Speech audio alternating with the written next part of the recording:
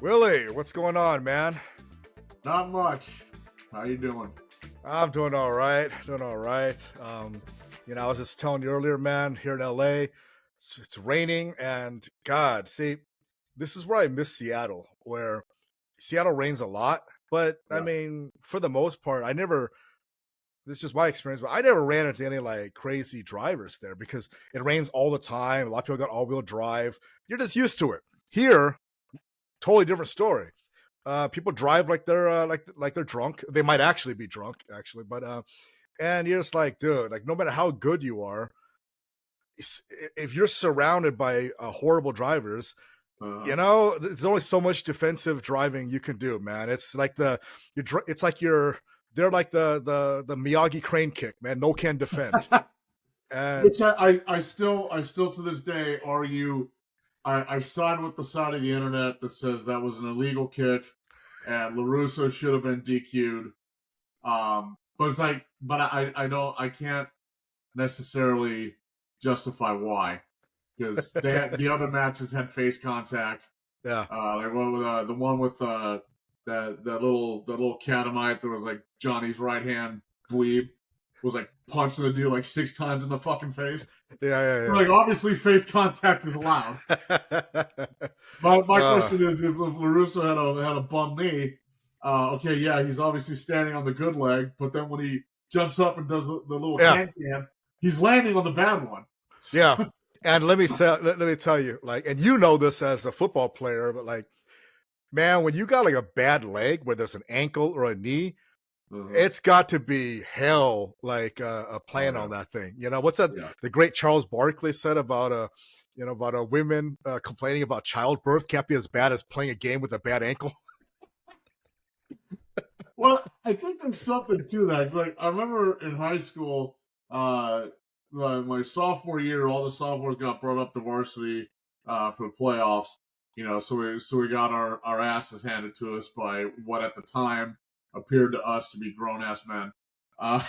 And I took a helmet to the ankle, and it swelled up to the size of a golf ball.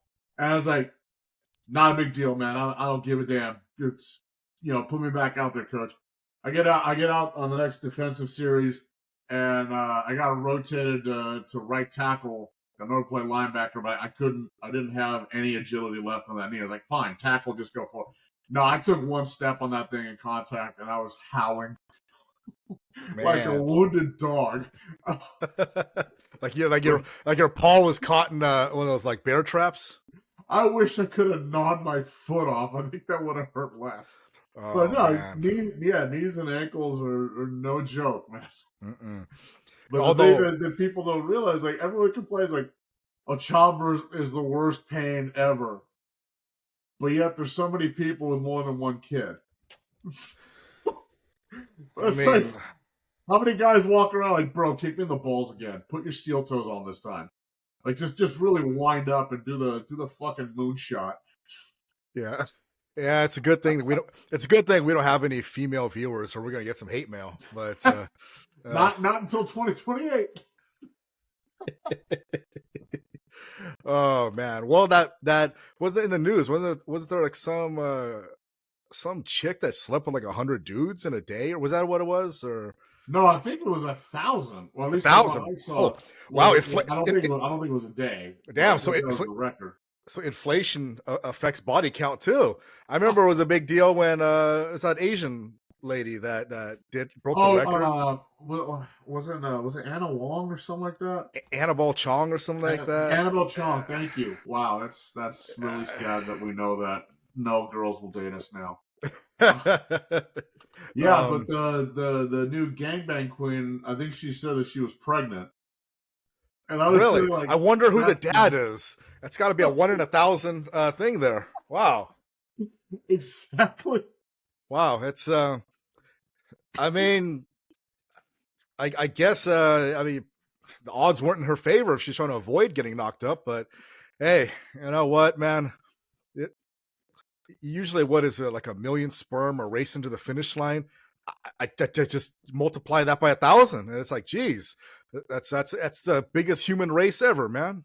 Well, my question is, so for our viewers who are not familiar with the prosecutor's fallacy, which is one of the big things in the old O.J. Simpson case, uh, the larger your data set, the higher the likelihood that you'll get a match on accident, which is actually one of the reasons why when at least the defense lawyers that know statistics, when the prosecution's like, well, we searched a database like 20 million criminals or whatever, and we got a match, that you're supposed to, of course you fucking did.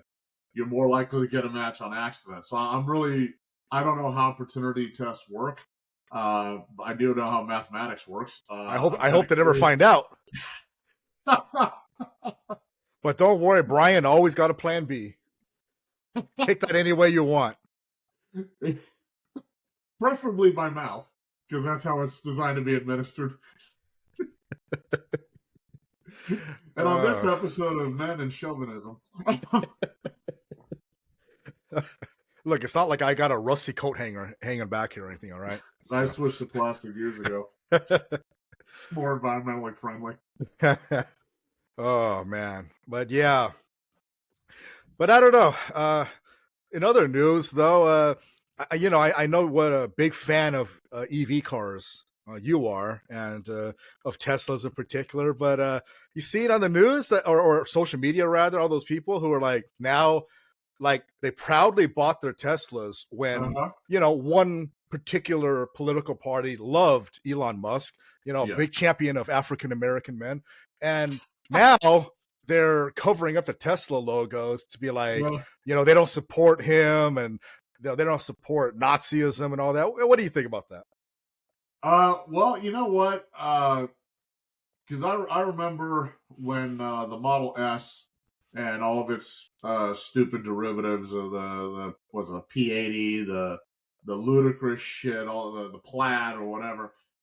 So I was actually working in a certain Bay Area in California, and the amount of just disgusting loathing that I got because I dared to drive something that sucked on dino juice instead of suckling at California's ridiculously overstressed power grid. From these self-righteous assholes. It's like, what's wrong, man? Don't you care about the environment? It's like, no, I care about not needing 4 fucking hours to refuel my car. And all these people were so like adamant against petrol vehicles, and obviously against diesel as well. Like, no shit. And now the worm has turned, or whatever the hell the phrase is. I was like, you know what? Most of you were such pretentious dickheads before. Now, as far as I'm concerned, if you take your Tesla badge off, it should be required by law to have it branded into your fucking forehead. Like, you brought this on yourself. I'm gonna channel some Michael Caine for The Dark Knight, and in their stupidity, they turned to a man they didn't fully understand. So no, if you don't like Elon being, Elon doing Elon, well, number one, you literally have not paid attention at all since this guy appeared on the internet. And number two, you know what? You deserve it. Like, yeah, you don't like that he went to the other side. Well, too fucking bad. You put money in his pocket. You enabled what you now hate. So suck it up. As my favorite Instagram account says, be a man. And just deal with it, And I told you earlier, like, I saw a bumper sticker out here. It was, I bought this before I knew he was crazy. Like, no, you fucking didn't. Being crazy was his entire shtick, like, this whole time. Yes. So suck it up. Yeah, I have, some interesting thoughts on it too. I can't help but notice that people nowadays, the ones who consider themselves very virtuous and pure, they're like, well, I can't buy something from someone who has a viewpoint that I think is evil. And, you hear the word Nazi thrown out a lot. Now, it's really interesting that they use that term, because I know some people that might agree with that, where there's like, oh, yeah, he's a Nazi. I can't support it because his product Yet a lot of them drove Volkswagens, the premier Nazi, Exactly. the premier Nazi fleet car of one Or Adolf Hitler. BMWs, or Porsches, Mitsubishis. Mitsubishis. If you Yeah. live in, if you've been to Pearl Harbor, you ever shed a tear, and you own a Mitsubishi, just know that your grandfather probably saw one up close. Um, I but mean, part of me is like, you know what? Part of me wants to be mad at these people because they deserve it. And I know now there's the 40 days of boycotting Target or whatever. Honestly, that's fine with me. I think Target sucks anyway. I would love to see them fold. Walmart and Costco for the win. Full disclosure, I invest in Walmart and Costco. agreed. But it's like, if you want to vote for your wallet, if that makes you feel better, go right ahead. I completely support that. You do have that right. Nobody's got a gun to your head and saying thou shalt buy a Tesla. No, do whatever you want, but don't shove your righteousness down my throat because these people are attempting to do the capitalism equivalent of the assholes on Facebook when there's a disaster that hits. Like, I'm sending thoughts and prayers. Like, no, people who get hit by a hurricane don't need thoughts and prayers. They need food and water. Yeah. What's the dividend payout for thoughts and prayers? Zero.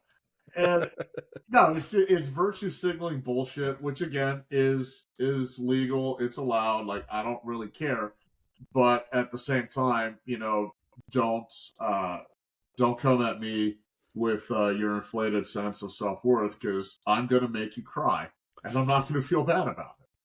Yeah, and that's the problem, man, with people nowadays. I know we've talked about this on our other podcasts we're on with Vin, abolishing nonsense about lack of solutions, right? A lot of people feel like, well, I think feelings. They're like, I feel this way, and I don't like that I feel this way, so I'm going to project anger and hate towards the parties I think are responsible for it.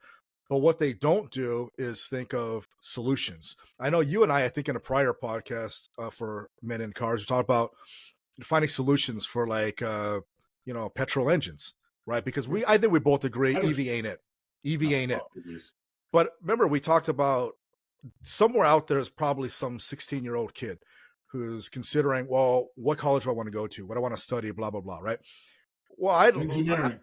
and remember we talked about I personally would love it if that kid goes to school and he's like, you know what, man, I think I got the answer. I figured something out that maybe the engineers right now haven't, or at least they haven't capitalized on it, right? Because I think I brought the point that there's like these kids, you see like these international videos or news stories that nobody ever reads because it's good news. But like they discover something like that, each like unbiodegradable plastics or something like that, or some kid that invents something that can clean up the oceans, but no one's reading it, right? And so how is that kid going to be motivated if nobody gets behind him, right? And so, but I applaud that they're trying. That's the best part of Gen Z, or that isn't being noticed, in favor of the ones who are just going to get in front of the camera, complain. They look stupid, but That's on TikTok.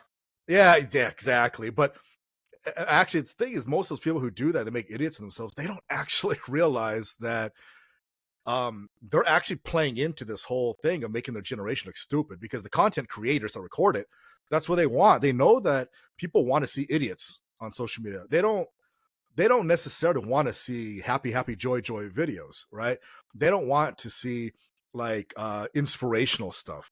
I mean, they say they do, but I remember on one of our prior abolishing nonsense episodes, I brought a thing about, there's that study that they did, I believe it was in the UK, about it was kind of a half lie. They told people about, it was like an eye tracking test, but it was really to see what kind of articles they gravitate towards you versus what they verbalize. How everybody said, oh, I like inspirational, good news. But like a overwhelming majority of the participants chose the negative articles, right? But that's the thing. And so people want train wrecks, they want all that, which sucks, but it doesn't, to me, it doesn't affect my thoughts that I hope that there's some kid out there that is like, yeah, EVs ain't it. They did the math and they're just like, no, I think there's something better. And then they create something better. And Shit, man, I would love to see that at least in our lifetime. That'd be freaking great because you and I Yeah. both want innovation, but we want good ideas. We don't want like, well, let's stop the bleeding with a band-aid, right? That doesn't help at all. I mean, part of me, the older I get, uh, I am gonna date myself. I'm totally gonna be the bitchy old man. Get off my fucking lawn. The older I get, the more I want bad ideas. Like, and you're absolutely right. We got plenty of those right now. Yeah, that seems to be our stock and trade. The more I see these bad ideas, EVs, because they're just an easy target. The more I see these bad ideas getting peddled by idiots, or the more I see Jaguar doing stupid shit like existing, and the more I see this idiocracy in the automotive space, the more part of me wants to, like, you know what, screw this. I'm getting like an F450, taking it to Banks, doing like a fucking straight pipe and like one of those big howling turbos. And I just want to sit outside, roll coal, and burn rubber on these assholes, and just be as absolutely obnoxious as possible. And obviously that's just feeding into their victimhood mentality. It's like, oh, people hate EVs because we're revolutionary. No, I hate EVs because they're garbage, and you're garbage for supporting them. You know. But no, you're right. We do need solutions. Obviously not from a crotchety old man like me, but hopefully someone out there finds one. Yeah, here's my thing. See, like different cars for different folks. I get it, and I don't hate EVs.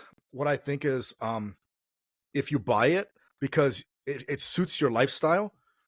For example, at my job, I have a coworker that has the model, was it the 3? But she drives like 40 miles to get to work.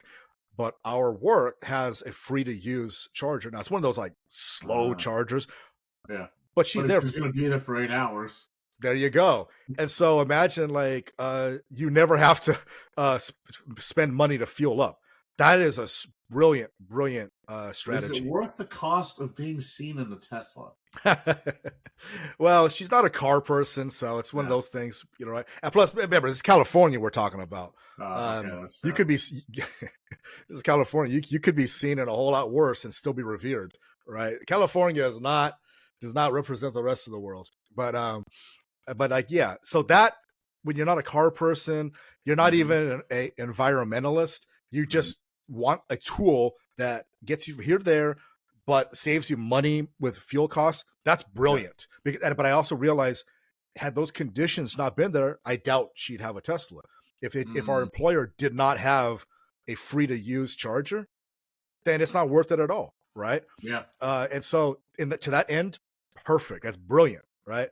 I mean, I would love it if they had a freaking fuel pump that was for free, right? But that's just not in the cards. But yes, and this is a point you've covered before, is if you're getting it to be like, oh, I'm saving the environment, I'm fucking like Captain Planet, right?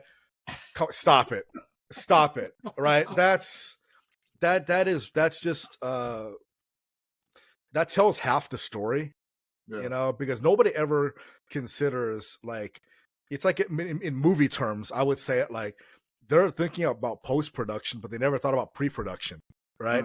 You don't think about any of that. You still got to come up with a story. You got to pay a script writer, although I was a script writer, never got paid. But anyway, that's another story for men and scripts.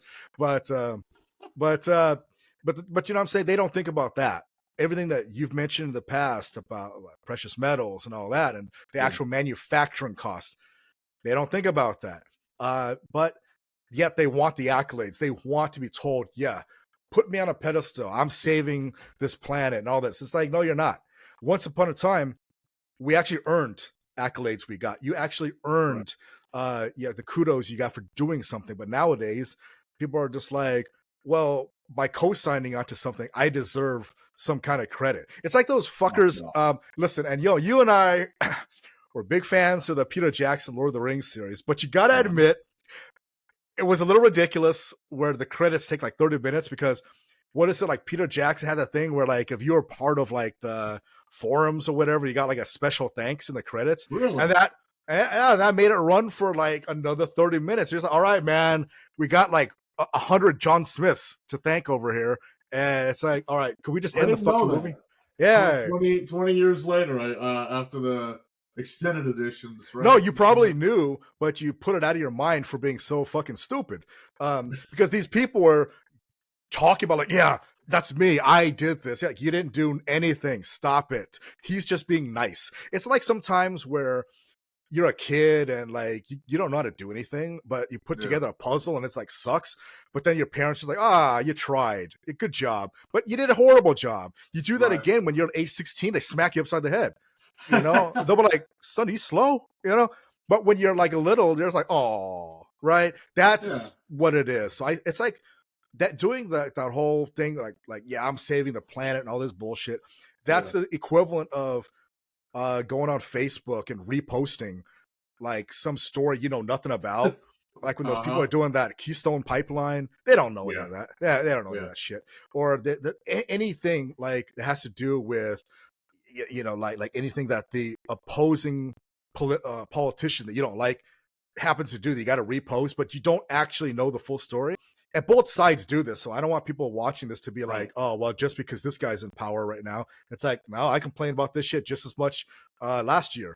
And it's frustrating to me, man. Like people just, they don't earn the kudos that they get because the word I keep thinking of that defines such people is self-aggrandizing.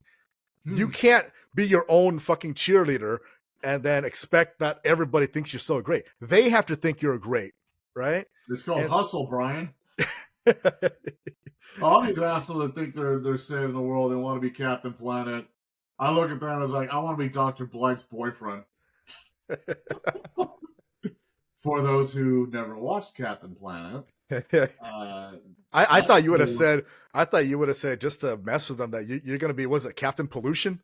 Remember his? Yeah. Absolutely. Oh, man. Yeah, there's Captain Pollution was kind of a badass, but Dr. Blight, first time I saw her in one of the episodes, she took me from prepubescent to a grown ass man in about 2 seconds. Well, there's just something about evil scientists and everyone likes the Joker. I like Harley Quinn. Hey, that was me with the Baroness in a G.I. Joe. Oh yeah, the Cobra. Cartoon, not the live action. Oh, I was doing that. I was doing that Christian Bale American Psycho face in the 80s, like that. Ooh. Yeah, that skin tight bodysuit and everything. Like, whoo. It's like, all right. You know, I got a funny feeling in my pants. But Mommy, what's going on? Oh man, but yeah. Yeah, and I know someone out there's gonna twist like, you shouldn't be making fun of those characters. They shattered the male ceiling twice, once in the profession and once in the world of crime. Like, shut the fuck up. It was, that only makes them hotter, honestly. Exactly. So, yeah, man. But speaking of like just like G.I. Joe, Captain Planet, just pop culture. You know, remember our last episode we talked about. For this one, we would be picking cars that, you know, stood out as like iconic, but in pop culture, movies, shows, you know, whatever, cartoons, you name it. And I know you and I came up with a list. Each person's got like 15 cars. Yep. And, you know, this was not as easy as I thought it would be because there have been lots of iconic cars. However, my approach to it was the cars that resonated with me. I didn't try to do cars that like everybody would be universally in agreement with. Yeah, of course. Yeah, it was just, well, once you see like my first 5, you definitely see that. But so it was hard, man, because I really had to go back to like, damn, when did I first really started remembering cars? And then it went even further where I'm just like, well, some of the cars I like, they're literally not even real cars, you know, right. or they weren't portrayed as such. And so I was like, fuck it. You know what? I mean, we talk about imagination and all this, and hell, even if you see a fictional car, it really gets your imagination going. And so I was like, fuck it. Like, I'm going to go all out. I'm going to pick ones that, hell, you probably can't even buy anymore. Right. And yeah. And so, well, most yeah, of man. mine you can't buy at all. Yeah. Yeah. They were never produced. Well, nobody who saw our last episode should be shocked about that. Remember you and I were talking about, like, when I called you, like, God, like 20 years ago, where I said, hey, I'm writing the screenplay, but I need a car for one of the characters that nobody can fucking buy. And you said, was it the Nissan or the RG90? And then when it turns out there's literally just one that Nissan made. R390. Yeah, just to be pricks, were like, just to follow the rules, was homologation, right? Like they standards. They just made one fucking car. Yeah. And I love that because that was on one of the Gran Turismo games. And, I remember. God, I forget. Maybe it was 3. I don't know. It was, whichever one was for PS2. Yeah. But it was so diabolically freaking hard to drive in that game because I just had the gamepad. I didn't have the steering wheel and the pedals. Like some of these people, I've seen their Gran Turismo setup, so they went to town. God bless them. I was making $13 an hour. I can't afford that shit. So I just stuck with the little controller, and it was that and the Toyota GT1, which was another Le Mans monster, were my favorite cars in the game to look at, and my least favorite to actually try to play. Yeah. Yeah. No, I hear you. No, but that was, it was a good choice for a movie car. Granted, damn script never got made, and the actors that I had wanted in those roles are way too old to play them now. So yeah, maybe they have sons that could play those characters, but they can play the dads in flashbacks. Yeah, exactly. Yeah, or I don't know, I could sell to Disney and they'll just de-age them with CGI. Well, they'll also change. AI. Yeah. And they're Asian, and they're Asian characters, so they're not going to be Asian no more. But I thought they said that they're not going to have age. So I was like, yeah, okay, keep tooting that stereotype, make the rest of us feel bad. Yeah. So I don't know, man. Why don't you get us started off, man? Give us 5 of your 15. All right, first 5 in absolutely no useful order, or rather the order in which I wrote them down on my notes. So number 1, there's no make, there's no model. It's just kit. That as in the Knight Industries 2000. For our younger viewers, once upon a time, cars were characters on TV shows. I don't know why. It's one of those things like the movie Two Lane Blacktop that you watch it now and you're like, what the fuck is the point? It's a movie about driving cross country. But at the time, it was probably new and exciting. So kit was cool to me because when I was a wee tot, I got dragged to Universal Studios by my parents, pseudo against my will because I hated lines even then. And it also was just one of those things like, if all you're going to do is listen to your parents bitch about how expensive tickets are, like, why are we here? I'd rather be at home reading or watching cartoons. I was just there, by the way, this last week. And oh, really?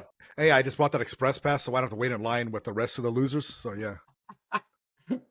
Yeah, so kit was the Knight Industries 2000. It was a heavily modified 82 Pontiac Trans Am, black on black, and it had the coolest thing ever that I had seen when I was a kid, which was the little red cyborg light up front, true, like that, and that showed you the car was doing its car thing, and it you got to understand how cool this thing was, at least on TV, because it had a bunch of little gadgets and doodads inside, and the car would help its owner or its driver, played by the Hoff himself.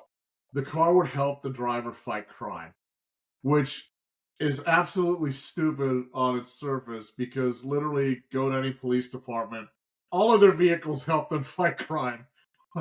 Like no shit. But kit was was special because at the time, Universal Studios had one of these. Universal Studios Hollywood, not Orlando, had one of these in the park, and it obviously didn't drive or move or anything. But you could go inside if you were a kid. If you were an adult, it'd be creepy. You could go inside and talk to the car. Now it wasn't AI. Okay, there's obviously some dude, some intern with a voice codex, making $5 an hour, hating his life choices. But it was awesome because you could actually interact with this prop vehicle and kind of feel like the real thing, because it was the real thing. It was the star car from the show. So that was awesome. It was like, oh my god, computers are so cool. They are, but not for this. And yeah, so that kind of made a huge impression in my early days. And as I go through my list, you're gonna see this weird coin toss back and forth between cop and criminal in terms of what cars I chose. I don't know what that says about me. You're the therapist. You go ahead and tell the audience your conclusions. So that's my first and my first batch of 15. The second one, I did just say going back and forth between cops and criminals. Second one was the third generation Mazda RX-7, the FD3S for my fellow weebs out there. Yes, you may have seen this in Tokyo Drift, that orange and black, kind of cool. The Veil side. Kit. Yeah, the Veil side, driven by a character that you learn in a later movie is actually named Han Solo. Yeah. Or Han Sol, like yeah. Real yeah. Oh yeah. But once upon a time there was an anime called Initial D, and this was the car of the kind of rival street racing group, the Red Suns. In Japan, the street gang's called the Red Suns. So that's a lot of creativity going on. But I like this car for several reasons. Number one, it's freaking awesome. Number two, a lot of people hate on the Wankel rotary, especially the R13B that's in these, and a lot of that hate I feel is justified. Like if you look at the structure of the rotary engine, this thing will drink, I think if I remember my numbers right, a quart of oil every 2,500 miles. But it's because it has to, because there's no other way to oil this thing. You don't have a traditional sump like you would with a piston engine. So the thing burned oil. Mazda rotaries burned oil all the way from the what's called a 10A back in the Cosmo in the 60s. I think the Renesis drank a little bit of the black stuff here and there. But it was one of those things, you dealt with. The car had some foibles, had a bi-turbo system, so you had a little bitty turbo to fight off turbo lag, and then it fed the big turbo. The problem was that feed system, if it would overheat, which it would get stuck open, and you'd have an overboost condition and blow your engine to smithereens. Just real quick, can you briefly explain to our viewers the difference between that and like a more conventional like twin turbo setup? Sure. So if you read articles or spec sheets or whatever on cars, you'll have twin turbo, bi-turbo, etc. The way I'm using it, the term specifically to refer to different things. So a twin turbo would be like a Nissan V6. You'd have your V bank, you'd have a turbo on each bank, and never the twain shall meet. Each side of the engine gets its own boost from its own turbo. Now, to make matters more confusing, European publications refer to that as a bi-turbo sometimes, and other times they refer to a bi-turbo as what the RX-7 had, which is a sequential turbo. So, in theory, when everything is working properly at low RPM, you have low manifold pressure, you're running off the itty-bitty turbo, and then at higher RPM, higher manifold pressure, you have a little magic switch that happens, and you're feeding the big turbo, and the big turbo is boosting the engine. But like I said, that's only what happens when everything's working right. The thing with rotaries is that they run hot. The piston engine combustion happens in a sealed combustion chamber. The cylinder is sealed. Both valve sets are closed. And the piston is being pushed down by the combustion front. And while that's happening, if you remember your thermodynamics, you have a gas that's expanding, volume increases, temperature decreases. Because piston engines are what are called isobaric, isochoric, constant volume. There's a big pressure jump at combustion, but then as the piston is going down, the combustion cools, and when the exhaust valve opens, it's dropped by a few hundred degrees.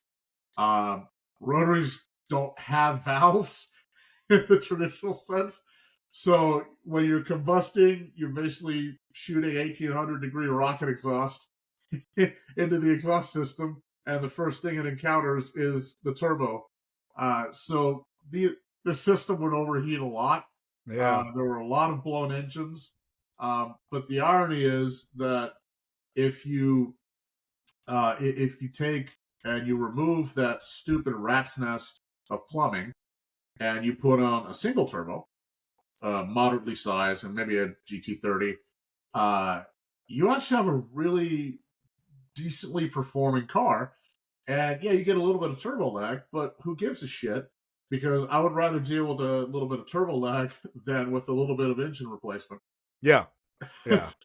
And if you put on a big one, and the other reason why I have a really soft or hard spot in my heart for this car, I actually had one. I bought it at a salvage yard for a few $100. No engine, chassis corrosion everywhere. Like the thing was absolutely gutted. And with the gracious assistance of this guy Orlando that ran Orlando 76, which was a gas station by where I used to live in SoCal, this thing actually got rebuilt over time. I can vouch for the single turbo setup being pretty damn powerful. And over the years, this slowly became a track car.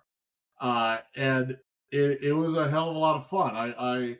I'm gonna steal the tagline from a British car magazine from some decades ago.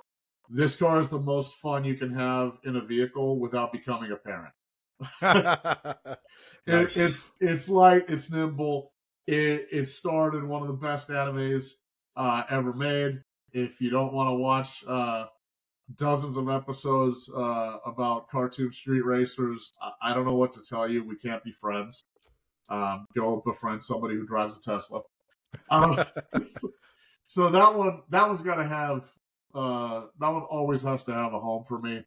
And like we mentioned in one of the earlier episodes, the car is ageless. You take a 93, a third gen RX-7, whether it's Series 6, which is the last one we had in the States, Series 7 or Series 8, which they had JDM only, and you put that in front of somebody who doesn't know shit from Shinoya about cars, and they'll say, "When is this coming out?"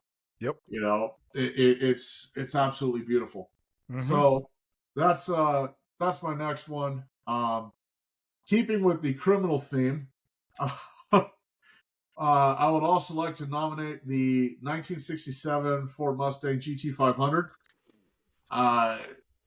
If for those who actually intentionally paid money to watch the remake of Gone in 60 Seconds with Nick Cage and Scott Conn, right? James Caan's son, Yeah. also in there. Yeah.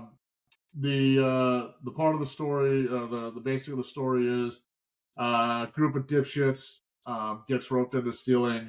I think it's like 50 cars in 48 hours, something like that. It's some ridiculous time frame, but they all have women's names. You have Eleanor, Bernadine, or whatever. But Eleanor is I guess it'd be the heroine car. Nicolas Cage plays the bad good guy. He's the protagonist, but he's a car thief. Figure that out. And Eleanor is the kind of like the white whale. It's the car that he's never been able to steal. It's the ultimate goal, and there's a wonderful chase scene near the end of the movie that the car pretty much gets ruined. And of course, I have a secret suspicion that Nick Cage must have done his own stunts in this movie and took a shot to the head, which is why he started collecting Tyrannosaur skulls and decided to star in that god awful Netflix movie Jiu-Jitsu. Which, yes, is a thing. But I did say it's a remake. The irony is that the original Gone in 60 Seconds from 1974 also had a Mustang named Eleanor, but that one was a 71. And I have to say, probably get a lot of hate for this. I don't give a shit. I think the Eleanor from the original Gone in 60 Seconds is a hell of a lot sexier. I think the 67 was obviously a lot rarer, but there's just something about either the cars, but the big fog lights up front and whatnot. It's just it's cool. So Yeah. that's my next pick. Next one for my number 4, I believe. Another. I wouldn't call this a criminal car. It was driven by a character who was wrongly accused of doing some very bad things. Oh, so a white Ford Bronco? How did you know? Actually, I think the car was white. Believe it or not. But that was the Vector W8. So that was from the was a book first. Obviously, I've never read the book because I'm ignorant and illiterate. But the Wesley Snipes, Sean Connery, sexy crime thriller, Rising Sun. For those who, and this is one of those things you got to have context, right? If you don't have context, it's going to sound real fucking creepy.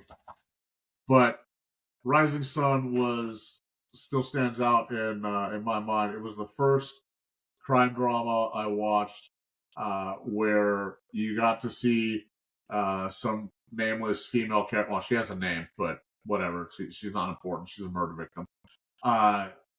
Gets railed on the boardroom table of this Nakatomi Tower like edifice, and she does her thing, and during it, I think I was a teenager when I watched this movie and on HBO, and I learned of the term erotic asphyxiation. You and David Carradine. Yeah, no shit. It didn't work out too well for him. Mm-mm. But anyway, I think it's Kerry Tagawa is the character that gets accused of killing this gal, and convoluted plot twist later. Sean Connery is God, he'd probably offend a lot of everybody these days. He's an old white guy who has adopted Japanese mannerisms. It was a different time. But anyway, Kerry Tagawa drives this hellaciously weird Batmobile looking shit, and it took me forever to find it because again there was no Google back then, right? You had to actually go to the library and ask the little old lady behind the counter. I'm looking for a car that's in the movie about a girl that gets screwed and killed. Can you help me? So so the Vector W8, not a good car. Okay, to put it mildly. The interior was the usual leather and suede. It had wool carpeting. Yes, actual carpeting was in this vehicle. The engine, however, was actually kind of cool. It if you tune the boost, there is a record out there of this engine putting out 1,200 horsepower at 14 psi of boost. That's not terrible. Yeah. That you don't get that even today. This car was designed by a company called Vector Aeromotive, not Automotive, Aeromotive.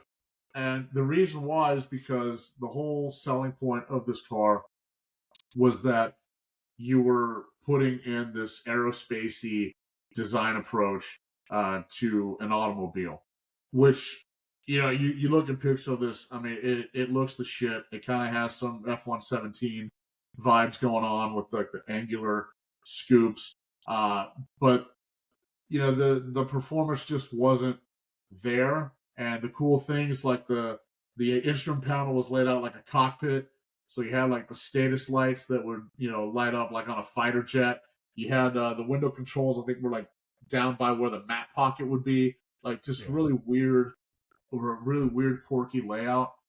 Didn't sell terribly well. Obviously not that reliable, but still awesome. Still awesome.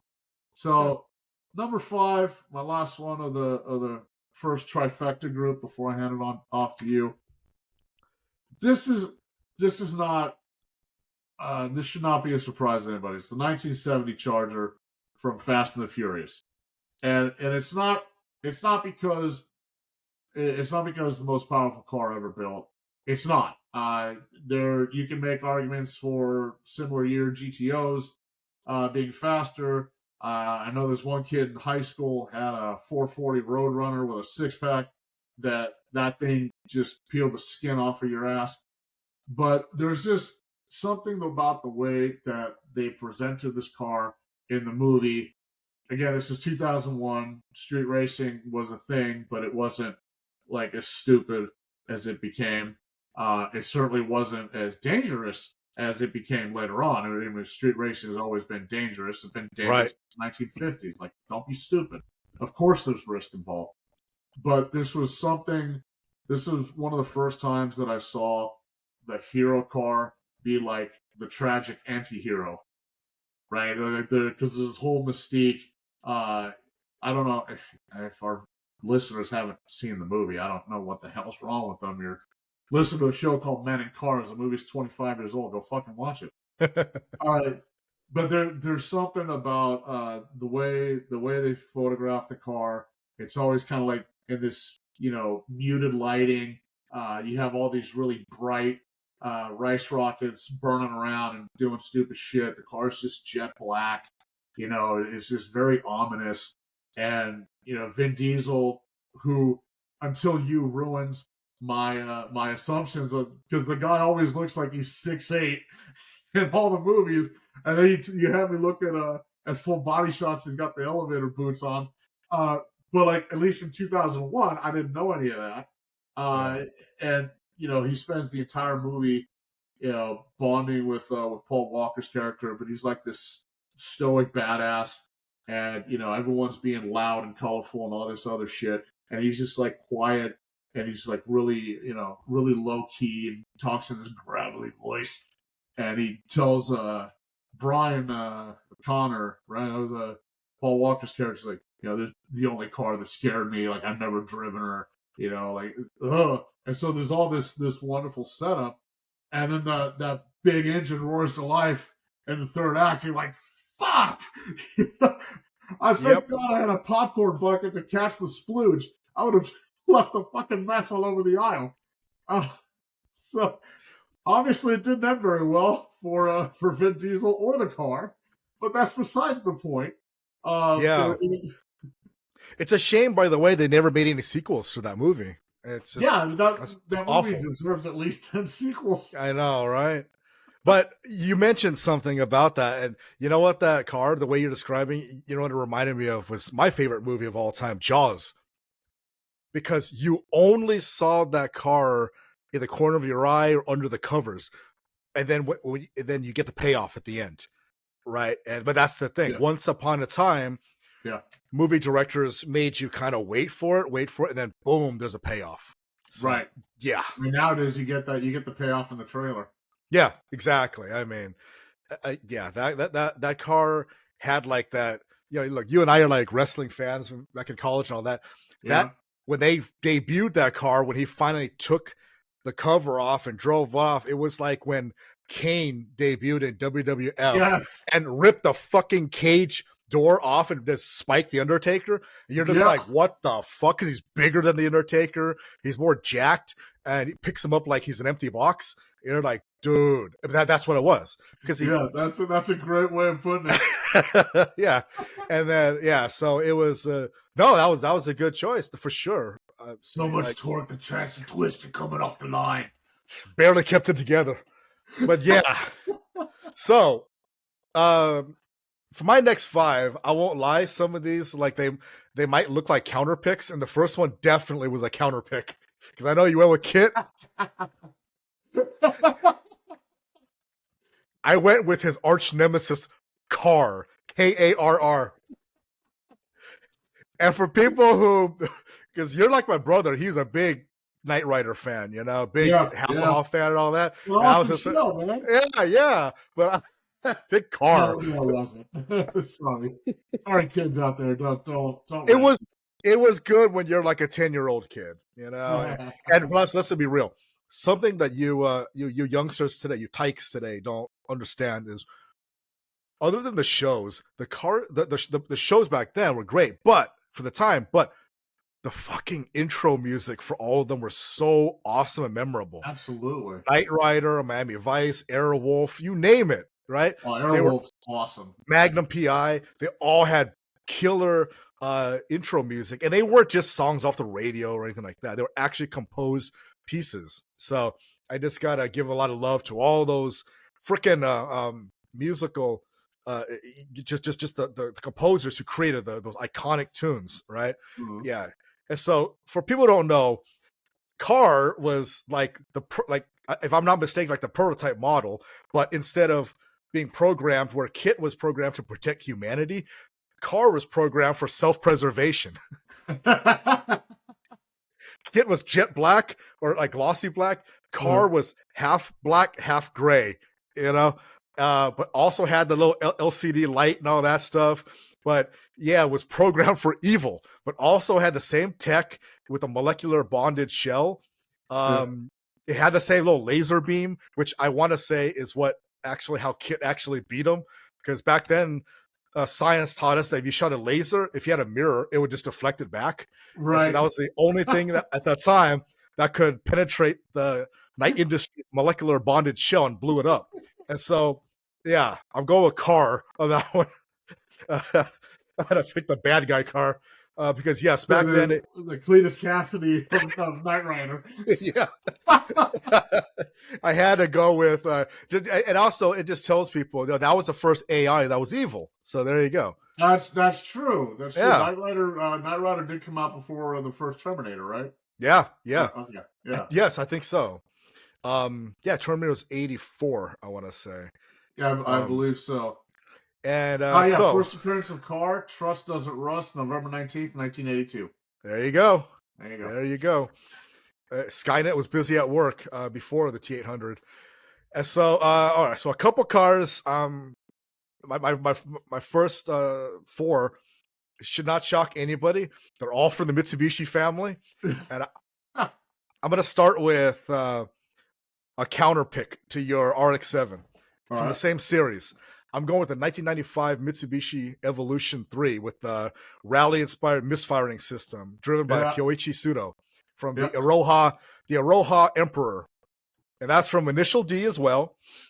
All black. What I loved about it was if the viewers are familiar with Initial D, the Emperor team had nothing but Evos. All four-wheel, like all-wheel drive cars. But he had the most exactly. He had the most low key one, and he was the leader. All black Evo 3, but it wasn't even tuned to that much power, 350 horsepower. Right. But with that misfiring system, plus if for anyone who knows the show, each crew's got their home track, and for that home track, that little torque boost and everything, that turbo, the misfiring system is perfect for that track. And so that's why it's specifically designed for that. And so that one was just so iconic to me because it didn't have the fog lamps. It didn't have any of the sophisticated stuff. I mean, sophisticated by the mid 90s, right? It just had the superior driver for that crew. and it was purposely built. And so that one always stood out to me.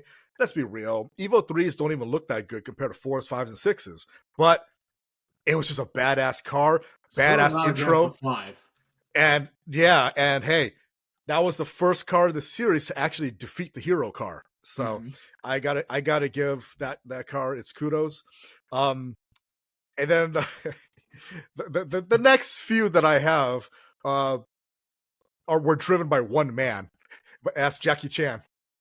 Yeah. And so the first one will be the Mitsubishi FTO, which for people, for our American listeners, if you're looking for it on a dealership lot, you'll never see it. It never hit the U.S. Market because our market, North America, got the Eclipse.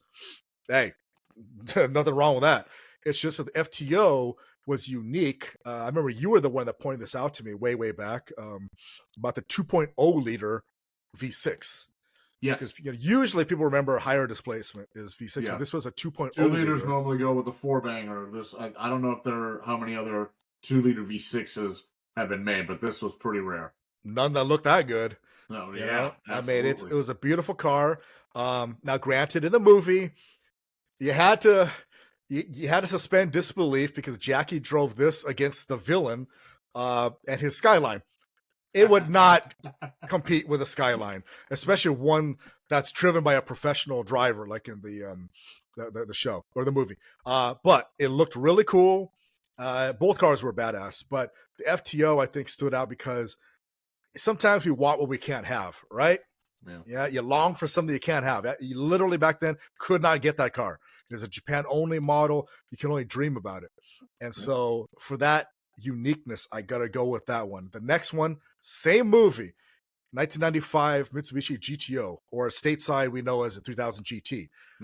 Now this one was brought in because Jackie in the movie he crashed his Evo, and then at the end the lady that he unfortunately had a run in with the beginning where she accidentally smashed his hand and all this stuff happened, but then she gifts him with like two fucking GTOs in case he crashes that one too. This shit off.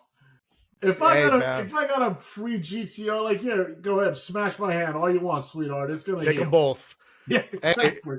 Hey, Jackie's got charisma, man. And that would be Riz for the younger audience. Correct. Yeah, exactly. And so he gets these two GTOs, which is to me was awesome because you and I remember, dude, the 90s was the media, like the import car tuning media was all about RX-7, Supra, 300ZX stateside because we didn't have GTR Skylines. So to see it represented that way as like, it's almost like it's the secret weapon, right? Because remember, you spent the whole movie being like, oh, the Evo, his yellow Evo is going to kill it, right? And it was a great car, shit. But it goes up in flames. You're like, what the hell is he going to do? And then boom. Remember, the truck comes and that his racing manager's back and he's like, we get through. In case you crash one, we got another car. Right? And you're just like, dude, that's a badass car, man. And so I was like, dude, that took it for me because again, it was like this, was it a little bit of a Deus Ex Machina? Sure. But who gives a shit? It looked cool. And he won. So that's the other thing. And you felt great for him because the baddie and the black and red Skyline was, an international criminal. Correct. Our favorite criminal of all the Jackie Chan movies. Warner Koodman. Yes. Played by Thorsten Nickel, who is a very, very nice guy. I've had some interactions with him online. Very cool dude. Very humble. If you ever get married again, I want Thorsten Nickel to officiate your wedding. I want to do it in character as Cougar. Kill the girl. I think that was his line, right? That was one of his lines, yeah. Yeah, but then I'd be afraid of there's a wedding down there. Oh, that is terrible. Who did that? Oh my god. Yeah, just for the viewers to know the balls on this character. He does this whole meetup to collect money for a hit right in front of like the LAPD station downtown. And then the handler is just like, you guys are nuts, And he's just like, don't you love the thrill of it with his hot girlfriend / lawyer? Oh man. No conflict of interest there. And he's in a convertible too, so he's not even hiding anything. Right, and the movie was from a time where any time, I think it was a required union requirement, if you had a shot outside a police station, you always had to have cops running. Yeah, like yeah. Had a defuse or something. Yeah, and you see plenty of that. Yeah. Oh man, yeah, that was awesome. I don't know how many times I've rewatched it, but yeah. And the opening sequence, you get to hear the vocal stylings of Jackie Chan himself. And Jackie, I love you, but stick to the kung fu, man. He's so awful. I mean, you listen to it, but you're just like, man, they couldn't have gotten like Andy Lau or something to sing that instead. Jesus Christ. But yeah, but no, it was a great movie. I don't think it gets enough love in the import car community though, because it's just the driving was ahead of its time, man. I thought it was just really cool. Steering. Yeah, that car had the VR4 did. Yeah, the VR4 3000 GT or /GTO and the active aero system. Yep. I think the only knock on the 3000 GT, right, was the weight. It was a heavy car. 3,700 pounds. And the interior of that car, the LCD readouts. That kids was what was considered futuristic looking at the time. But it was just, did it age well? No. But the car itself was awesome. I mean, all the manufacturers, the Japanese manufacturers, that's how we talked about it in the first episode.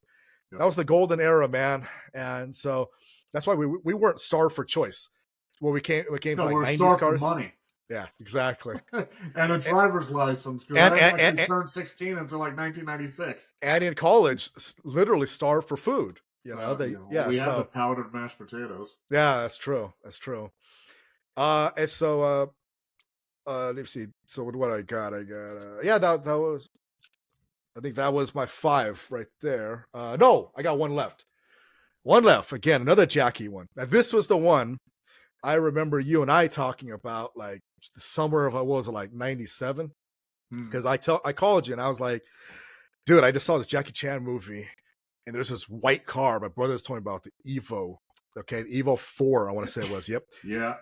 Fuck. That was a beautiful car with the whole rally setup, the fog lights, and that cute ass Japanese girl was driving it. She did that which was like evading a chase, did that freaking spin and backed into that the parking space, and they just did. Like a reverse J turn or something. Yeah.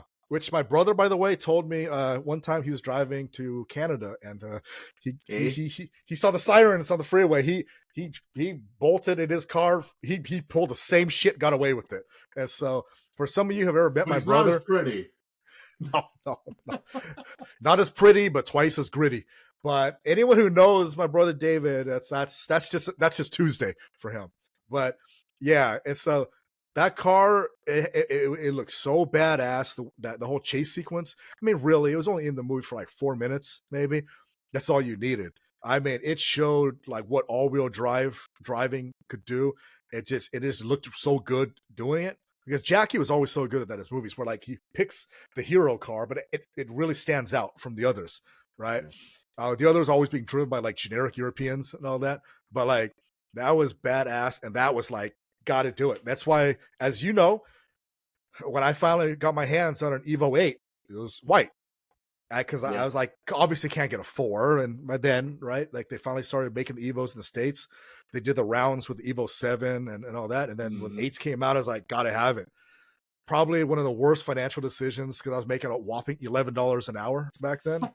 I was in Washington. I didn't have income tax, but still, it was a bad decision. But it was badass. It was just, the active, yaw control and all that stuff. It was just an amazing car. But the Evo 4s, I think you and I kind of agreed, right? Like, oh yeah, it just had this gritty character about it. Yeah, like the Evo 4 is hot. I still like the giant freaking light cannons on the 5, but the Evo 4 was a little more restrained. Not a whole lot, but a little more restrained on the front. It was just a well put together car.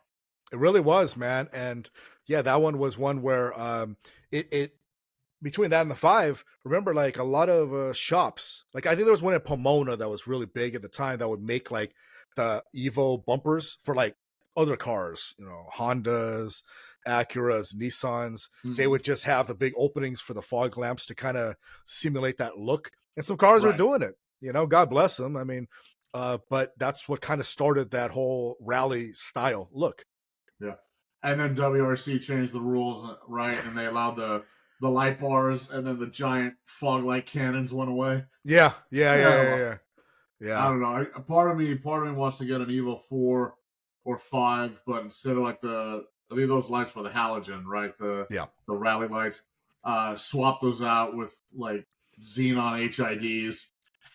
Just have my fog lights burn a torch a path through the highway. What are you like, man? You're gonna be like, was it Gandalf where he's riding? Yeah, he's right. Shadowfax holds his staff up. Yeah. Oh man. But yeah, those are my starting 5 right there. My counter picks to yours.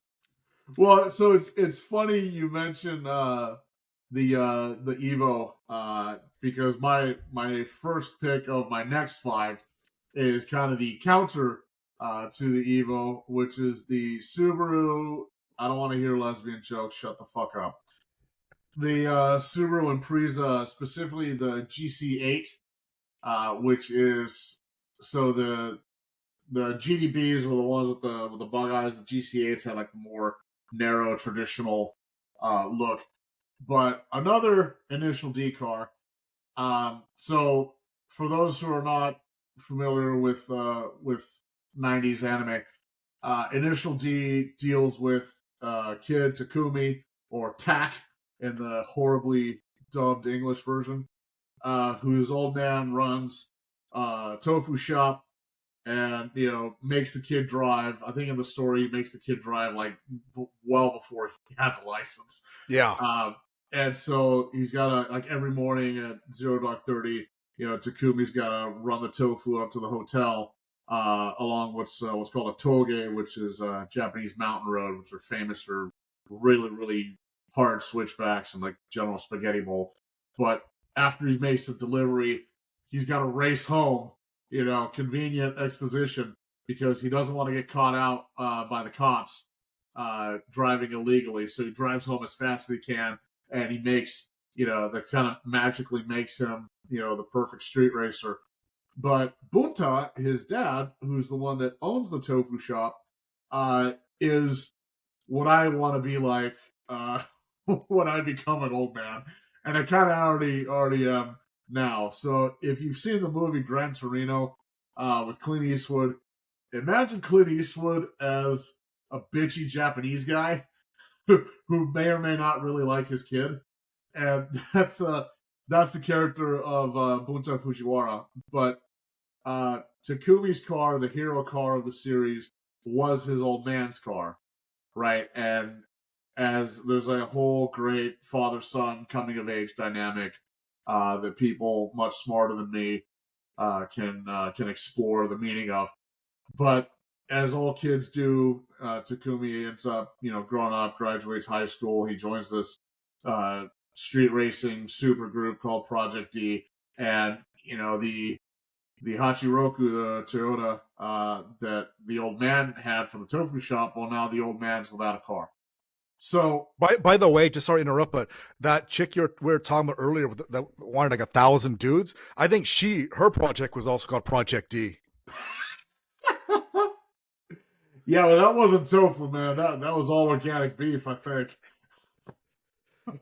Sorry. I mean, look, for anyone who was offended or hissing at that comment, my only question would be, why are you still watching us? to see how far we'll shove our feet down our throats next. I think it's been established for the next 4 years we can take this pretty far. Fuck yeah. So in Initial D, you're following this father-son dynamic, kind of the passing of the torch. But then, well, the kid is gone. Like he's off, wanting to do his thing. What's the old man to do? Well, obviously, the kid is super street racer, but the thing that's hinted at but never shown throughout the series is that the dad's kind of a badass too. Right. And the dad did the exact same shit when he was younger. And so you have like the proverbial kung fu master coming out of retirement.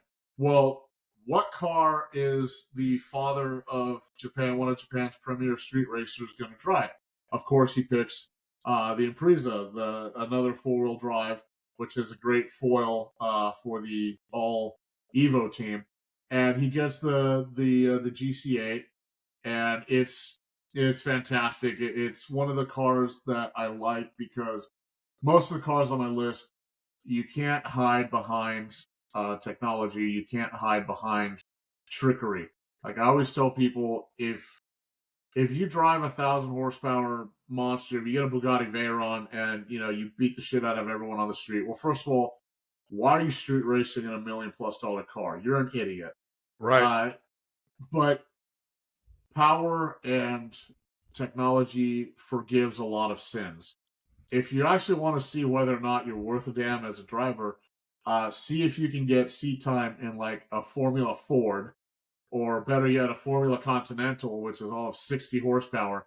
Like when you have nothing to save you and you have to do proper energy management on a track, not on a street, of course, certainly not on a twisty downhill mountain road, Right. that's where actual skill shines through. And that was one of the biggest like emotional releases of this entire series. Is at the end, the coming of age cycle is complete because now you have a father son battle on the Toge, where they both grew up plying their trade and learning their skill, and that's kind of cool. I like a lot of the Imprezas. I think the later ones got a little bloated.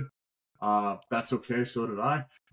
but the GC8, it was just lean, mean, very basic. It made you work if you wanted to go fast. So that's the first pick of my second five. The next pick is probably not that glamorous, and it's certainly not that heady. It is the 1957 Ferrari 250 GT California Spider from Ferris Bueller's Day Off. Leave it to the Italians to use 17 words to describe a car when two will do. Yeah. But there's something about Ferraris in general. Yeah, like I think all teenage boys, especially those that grew up in a certain era, I think we all fantasize about Ferraris and Lambos and a bunch of other shit we can't afford. May or may not know a damn thing about them, but we know that they're fast. They all look angry. They all look like sports cars. But the 250 GT obviously is a sports car. It's a 3-liter V12, the Tipo 128 and 168 engines, 4-speed manuals. Not really gonna blow your hair back, but the thing also weighed 2,400 pounds dry, so it didn't really need that much power to begin with. And I love this car because a couple reasons. Number one, the curvature is fantastic. It's very, very sexy. There's one thing that Italians have always done well with sports cars: they make them look damn good. Okay, they can't last 2 oil changes without falling the fuck apart, but they're gonna look great when they're stuck on the side of the road. And if you've never tried bending metal, especially in compound curvature, so you're bending this way and then you're bending in another plane, or you're bending this back, it's hellaciously hard. If using like thin gauge sheet metal, it's easy to crease, it's easy to tear. Like it is so hard to build things right. And this car first came out in 1957. Like there was no computer-aided, sheet metal brakes. You didn't have anything that you have today. Like most of this stuff, most of Ferraris are built by hand. They always have been. They probably always will be, regardless of what machinery is available. And I respect that, even if they're not really going to get 5 stars on reliability from Consumer Reports. But this car in particular, if you ever seen Ferris Bueller's Day Off, is fantastic. There's one of the characters, the tall, awkward, dopey white guy. This is another father-son dynamic. His dad's rich. this 250 is like the dad's prized car. Keeps it in this glass enclosure.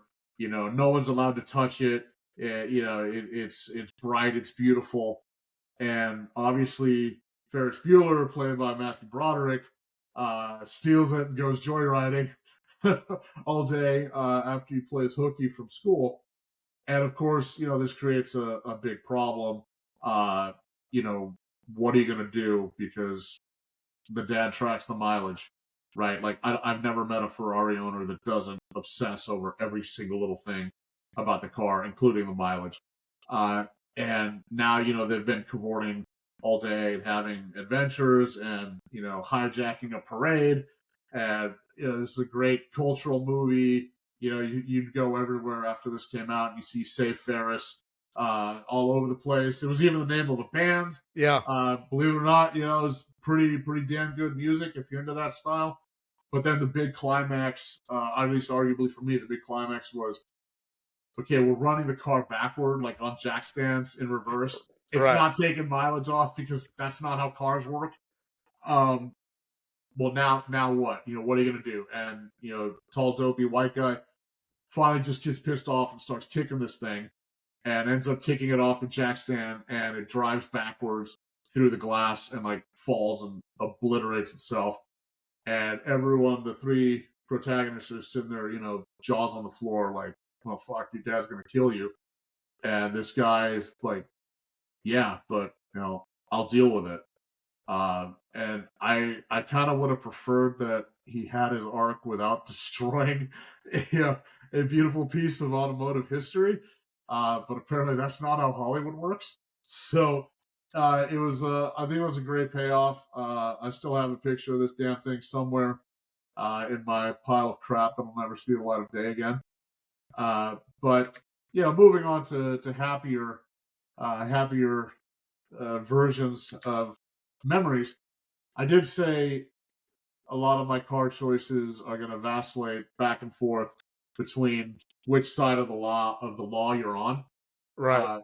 This next one I think is special because you're not on one side of the law or the other. You're straddling that line right down the middle. And that was the 1964 Aston Martin DB5 from Goldfinger. Not the Goldfinger edition that you mentioned right in a previous episode. Yeah. Like, I'm going to pay an extra $400,000 or whatever. Yep. No, this was a legitimate car. I think they only made like 1,000. It was from the movie Goldfinger. You could probably, figure out why if you haven't seen, spoiler alert for a movie that came out in 1964. The bad guy kills pretty girls by covering them in gold paint, right? This was menacing back in the day, I guess. Side note, you actually will have serious problems if you cover yourself with paint, but whatever. The point is that DB5, this is actually one of the only Astons I like. I've liked British cars. I've never loved British cars. I think Triumphs are cool. I think MGs are cool. The little British Miatas. I think Morgans are awesome. But like I've never lusted after a British automobile. The DB5 is the only British car that I... Oh, I don't know. You like the new Jags, right? There are no new Jags. there are no new Jags. Correct. That is the correct answer. May there never be a new Jag again. But this car was great because it had all the spy shit, and James Bond is just, he's the guy. If you're a kid or a teenager and you have any taste whatsoever and you watch a James Bond movie, you're like, I want to be that guy. I want to, drink 6 martinis for breakfast and screw everything that moves and somehow not get syphilis. But it's about the cars and it's about the gadgets. And this is before the Roger Moore era where things kind of got a little stupid. Got a little campy. Yeah. I mean, the Connery era where he just solves everything with a slap. Yeah. Yeah. There were no secret space lasers, no villains named Octopussy or any of that. No, the car had its gadgets, but it was restrained. It was believable. It wasn't, the chameleon black magic shit that we'd get later on. And it's just classy, and that's ironic, uh, given that I'm not really a classy guy. But the nice thing about the DB5 is if you wanted the Bond car, okay, you can get the Bond car. The DB5s came in convertible, but they also came in something called a shooting brake, which for most of our listeners don't know what the hell it is because they grew up in an era of SUVs. Station wagons used to rule the roost back in the day. Station wagons were the family car. Whatever an SUV would do today, a station wagon did back then. Well, a shooting brake is a two-door station wagon, which doesn't seem to make a lot of sense, but it's kind of cool, and it's something you don't see a whole lot. So I thought that was nice. Moving on. Yet another spy car. This not quite as classy as Bond, but it was. If it's the one I think it is, it was made as an answer to Bond. This is very much the anti-Bond. Same era car though, the 1967 Pontiac GTO. Yes, from Triple X. Good old Vin Diesel again. I made that comment because if it wasn't obvious in the first 10 minutes where they have a James Bond-esque super spy that gets spoiler alert, he dies, but he doesn't have a name either, so it doesn't matter. But right, that movie tried to be the anti-Bond. Right. And I didn't know what to think of Triple X. I didn't originally want to watch it, but I watched the trailer, and the 67 GTO is the one with the vertical twin stack vertical lights.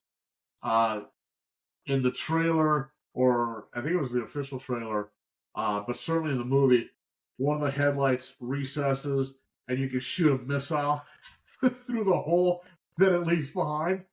And again, that's not really new. I don't know how practical that is, but it looks fucking awesome. Mm-hmm. And Triple X was not the best movie ever conceived, but it was entertaining, and the car was awesome, and you had the millennial Q in it trying to be relevant, and it taught us that if there's ever a European sniper trying to shoot you and you can't find him, but he smokes cigarettes, you just shoot a heat-seeking missile and it'll kill him, apparently. Yeah. Right. And this movie is so early 2000s that it's awful on the face of it. There's a terrorist group called Anarchy 99. They kill somebody at a Rammstein concert. This is the first time I saw Rammstein on screen. I never heard of them before. I was like, oh my god, this dude's rocking the hell out of his instrument, wearing a gimp mask and with a giant fucking leather dildo coming out of his mouth. I have to listen to more of this group's offerings. But it was it was kind of weird. Weird as I don't know how the hell it got made. It had to have been piggybacking off of the success of the first Fast and Furious. Yeah, the same production crew, and Pitch Black, because I know he chose that over those two movies sequels. Yeah, right. I know Neil Moritz was involved as a producer on Fast and Furious and Triple X. Yeah. So I thought that was going to be, so I knew what I was getting into. Let's put it that way. But the Asia Argento was also in that. That was a early millennial crush for me, and the movie would have been fine if it had just stuck to action. But there was one scene where Diesel is talking to the leader of the terrorist group, and then this guy's talking about the Balkan Wars, like the Chechen Wars or something. And he's like, "Who's Balkans? Not ours." And I'm sitting there like, bro, this movie is marketed for America. Like, nobody in this country knows what the fuck the Balkans are. Right. They don't know what the hell a Balkan is. Why? This is wasted dialogue. that could have just gone toward more shooting and more car screen time. So the last of my second batch of 5. This is not only a movie car, this is also near and dear to my heart. So the Boss Mustang, specifically the 1969 with the 429 engine, the hero car for a while anyway of John Wick, and also my late mother was kind of an ass behind the wheel, and she actually owned a 429 Mustang. And the irony is that when I had my 2015 Mustang, she actually came out to visit. I was living in Maryland at the time, and we actually compared stats. My car had the almost exact same horsepower as hers, but hers was half the weight. So interesting, useless factoid. Anyway, so the John Wick mobile. If you haven't seen John Wick, you should be ashamed of yourself. 429 for the people who are communists and use SI is 7 liters. It's a 385 series V8. This thing's an absolute fucking monster. And what more could you want in a car than it's driven by a guy who single-handedly kills the entire Russian mob because they killed his dog? Correct. If Bunta Fujiwara is who I want to be as an old man, like John Wick is the patron saint of all dog parents the world over. The fact that he has fantastic taste in automobiles and all the John Wick movies are just car porn. There's the SS is one of the replacements. You know, obviously the 429, but the 429 takes the cake because that's the one that sets the whole tragic story in motion. I would have preferred that the Russian guy just kick his dog. You know, you didn't have to shoot it. I'm pretty sure he would have killed everyone anyway. But yeah, so there you go. That rounds out my next batch of 5. Yeah. So for my next 5, I'm going back to the 80s because now, while all these cars aren't from the 80s, the movies they're from or shows they're from are from the 80s. And I don't know about you, but like I remember the way I remember the 80s is more of like this sort of like fantastical time because I was a child. I remember the 90s as a teen. That's a little bit different. But you remember the 80s as being like this magical time. And so the first one I'm going to start off with is from to this day, one of the fucking funniest movies I've ever seen in my life, which was Better Off Dead with John Cusack. And if you watch the movie, you see that throughout the whole movie, he's trying to fix up his 67 Chevy Camaro. And when he has it done, he like races those 2 Japanese brothers. Yeah. And, the one that sounded like Howard Cosell. That's an amazing day, Harrison. No, once proud champ, now a study in moppishness. But yeah, it looks so badass at the end because the foreign exchange student, the French girl, helps him fix it up, and they get a really cool sequence in it. Because up until that point, he just drives his mom's station wagon. Yeah. But it looked so clean by the time it was done and everything, and it would just look really, really cool. And yeah, I also liked it because, like, for once, it was different. They weren't going with like again, nothing against the Chargers. Remember, Dukes of Hazzard had the Chargers and all that, and so I was like, and of course, like Starsky and Hutch had the Torino, right? And so I was like, "Oh, this looks really cool." And so yeah, I got to go with the Chevy Camaro. And again, man, if you guys haven't seen it, it's a freaking amazing movie. My favorite line from that movie though has to be when he fell into the dumpster and then he's just in the garbage truck, and those black guys are like those city workers, the Caltrans workers. Mm-hmm. One of them looks at the other and he says like, "Man, it's a sad day when folks be throwing away a perfectly good white boy like that." Oh man. So okay, the next one It's just from for the viewers, before you go out and rent this movie, if you can even rent it, just keep in mind that in the '80s things were much funnier yes.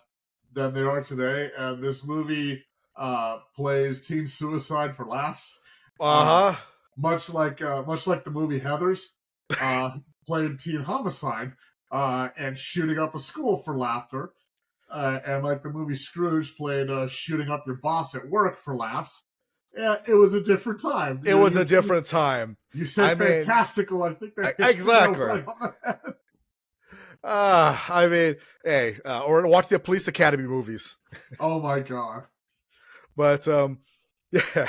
So next one was more from a movie that was more of a cult classic.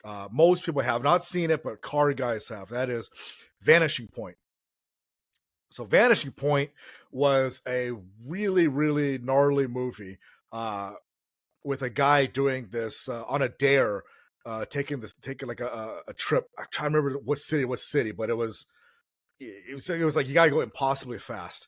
And he did in a 70 Dodge Challenger, a white one, that to this day, if people who own a Challenger in all 50 states, they hurry to get that vanity plate because of that movie. And so it was a really good sort of existential film. And it might actually have been from it might have actually came out in the 70s actually, but I remember 71 and 71. yeah, so a little before the 80s. But it was a good movie, totally worth the watch. But that car just was so badass in it, you know. Again, a little bit different because people are used to like the Chargers. People sleep on the Challengers, but the Challenger was a badass car, and that one had this really like monster quality to it. And so yeah, I got to go with that one. The next one, way before Mel Gibson kind of like went on this like Jesus kick, he was known for playing a guy named Mad Max for our viewers, in case they don't know. Yeah. And he made famous when he was an Australian actor where he sounded totally different with his Aussie accent. he played because it takes place in a sort of the future where it's starting to become an apocalyptic future, and he's one of these highway cops.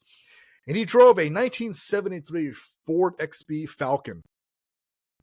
And we add graphics to all of these cars, and you can tell how ostentatious this thing is. But another car that you cannot buy stateside. Okay, so that's what gives it this quality, this exotic quality, even though it's a Ford, right? But that's exactly. You can tell George Miller, the director, loves his V8s, as evident by everyone in the movies. But this car just had a badass quality to it. And that sequence where the character, the Knight Rider, not to be mistaken for Kit, or from the show Knight Rider, but he escapes from a jail with his girlfriend, leads all the highway cops on this crazy chase, but he's a great driver. And so these guys are inferior. They can't catch up to him until there's one left, and he's the only one not on the dispatch. And the way they introduced Max and this car was so badass, where he hits the radio, you see his boots, and he gets in, puts his aviator sunglasses on, and they did something that I thought was so awesome to build up not only him but the car, where he completely schools this driver to the point where he tailgates him and he keeps honking the horn, and the guy starts crying, and the girlfriend's like, "What's the matter?" He's just like, "No," because it's like, it's like when you're the guy that lost the game of chicken, because actually that's what happened. Remember, they played chicken and he lost, and he starts crying because he's like, this guy, he knows he's a good driver. This guy completely owns me. I can't beat this guy. I'm gonna do that on the highway next time I'm in traffic. Oh, it was so badass. And it gives us that awesome scene where the guy crashes, Max pulls over, gets that little side drift going, gets out of his car, takes the sunglasses off, and I was like, that is a hero introduction right there, right? And the car was so badass, and I just thought, like, again, it's when it's a car you can't buy, you're just like, I want to know more about it. And so, yeah, that's my number 3 for this tier. So the next one is one where it's from a cartoon for one of my childhood heroes. My hero was Optimus Prime. And before anyone says, "Oh, the Michael Bay films," no, and I would kick you in the nads if you said that in my presence. This is from the '80s cartoon, the Transformers, where Optimus Prime is a Pepsi-colored 1980 Freightliner FLA 86 cab over. And let me just say, nowadays you got like the long nose trucks, those kind of rule the roads these days. I know in Europe they still use the cab overs, okay, but maybe that's why people wouldn't recognize it, because truckers don't, they don't use these kind of trucks, and companies don't make them anymore.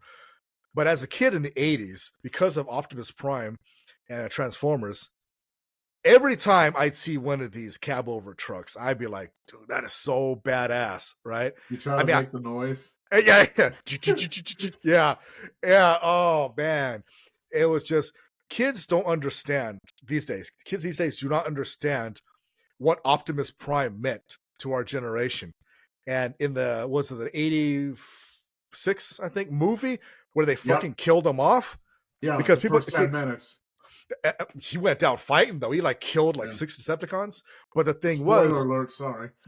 But the thing was, people, again, children today don't understand that so many '80s cartoons, they weren't meant to be good per se. I mean, incidentally they were, but they were meant to sell toys. That was the whole thing. And so Japan, which produced Transformers, because in Japan Optimus Prime is known as Convoy, they were trying to phase him out in favor of Hot Rod and Ultra Magnus, who was the next pickup big truck. But they didn't count on the backlash. Angry moms were writing in studios being like, my kid won't stop fucking crying. It was so bad that was the reason why the G.I. Joe movie that came out later, they killed off Duke, but they had to add that ridiculous line at the end where like, Falcon or someone was like, "Oh, I got news from the hospital. Duke's gonna be okay." It's like, really? Yeah. He got stabbed through the heart with a spear. I'm pretty sure he's dead, but they had to add that just because kids wouldn't cry, But Optimus Prime had like that, and I know truckers at the time would then paint their cars or the trucks up to look like it, and it just looked so badass. And I know a lot of fans of that. That's why they hated the new Optimus Prime depiction in the Michael Bay ones. If you want evidence of the fact that the fandom can move mountains, look at the prequels, like the Bumblebee and all that. They brought the old design back, and fans were happier for it. So, just another relic of the '80s. And I realize kids these days won't give a shit, but I just thought it looked badass. And it looked good in cartoon form. But you see the actual Freightliners today, they still have this quality about them. I just think like it don't go away. So got to go with good old Optimus. And then the next one, you and I, we're gonna love this one. I relate to this for so many reasons. For a lot of our viewers, we think about TV dads. You think about good TV dads, or even guys who weren't dads to the main character, like Uncle Phil, right? From Fresh Prince of Bel-Air, and just some of these characters like that, or like Different Strokes and all that. And then you get Al Bundy from Married with Children. So now here's a show that will never come out again. They could never, they could never ever do the show ever again. We won't get into all that, but his car was a Dodge that it would be a running joke, and it would change colors so many times. Because I think at one point it was brown, but then it was a joke because when he finally got a car wash, turns out it was red.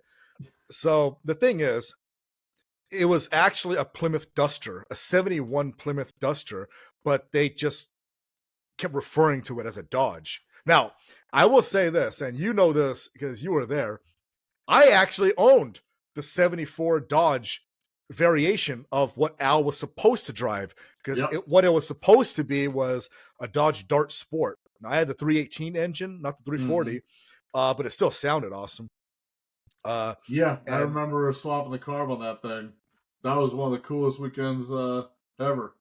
It was something that, again, that spawned this podcast was this you and we just have this thing about something about cars that resonates with men, you know, M like all capital letters, not men today. Um, Not guys that would buy Jaguar yeah, or Tesla. or Tesla. But that car, you know, it was kind of funny because it's treated as a joke on the show, but it wasn't a bad car. It wasn't a bad car. It looked good.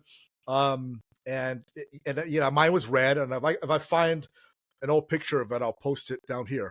But Al's was, you know, the joke was that was like he had it for like 20 years and he was still making payments on it. Yeah, exactly. Exactly. And it would always break down and all that. But yeah, that was an iconic car though, because it was mostly him pushing it into the garage and all that. But I had to go with that one because of how many times that was used as a visual joke and a verbal joke on the show. And so, yeah, my last one for this next grouping was the 71 Plymouth Duster / Dodge Dart.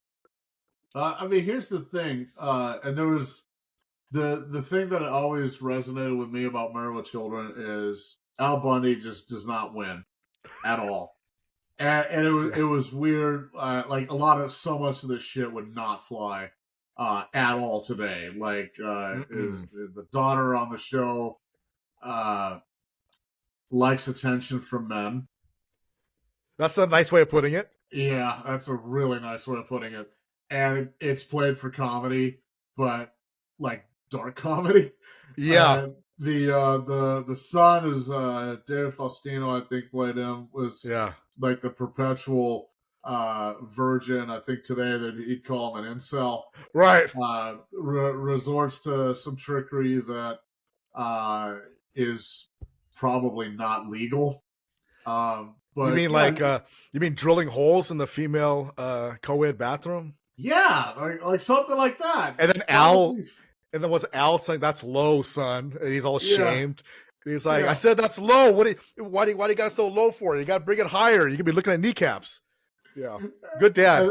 Yeah, exactly. And that's just another one of the sign of the times. Like in the movie Stripes, one of the commanding officers is like spying on the women's showers. Like yeah. There's just something about shower voyeurism of that time. What I never understood is, like, Al's wife on the show is a little henpecky. I'm embracing understatement tonight.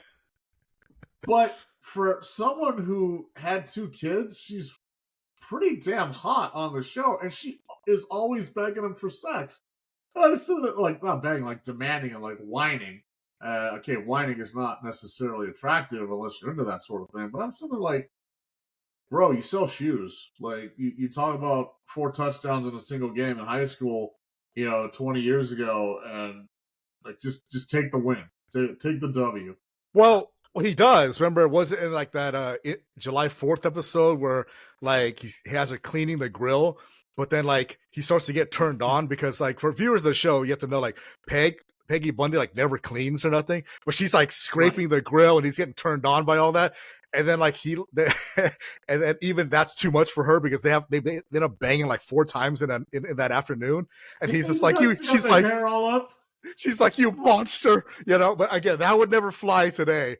Yeah, probably not. And that's the thing with Ed O'Neill.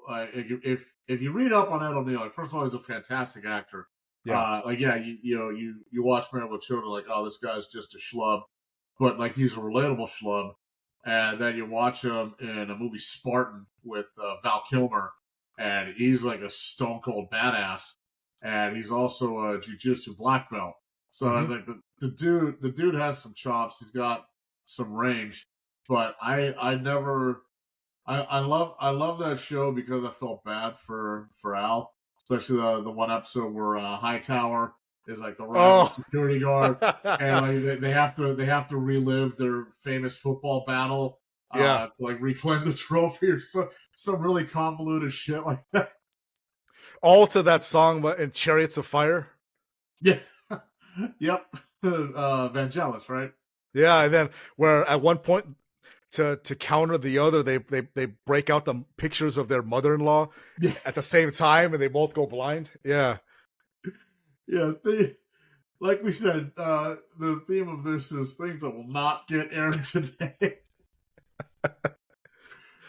All right, Yeah. so the oh man, so my last five. The first one is actually an honorable mention. It's not an official one, but it was almost my selection. I almost chose the 1958 Carmen Ghia from Pretty in Pink. Shut the fuck up. First of all, I love Molly Ringwald. I definitely love that movie where she's like a fucking crazy sports fan, like stalks this guy. She was synonymous with the 80s. She was like the it Absolutely. girl. Yeah, yeah. She was the Brat Pack. Yep. Uh-huh. But my actual choice, my actual first choice for the last five is kind of like the down market ghetto version of the Carmen Ghia, which is the Volvo P1800. It kind of looks like it. I actually wanted one of these when I was younger. My parents had an '84 Volvo wagon, which lasted so much longer than I wish it had.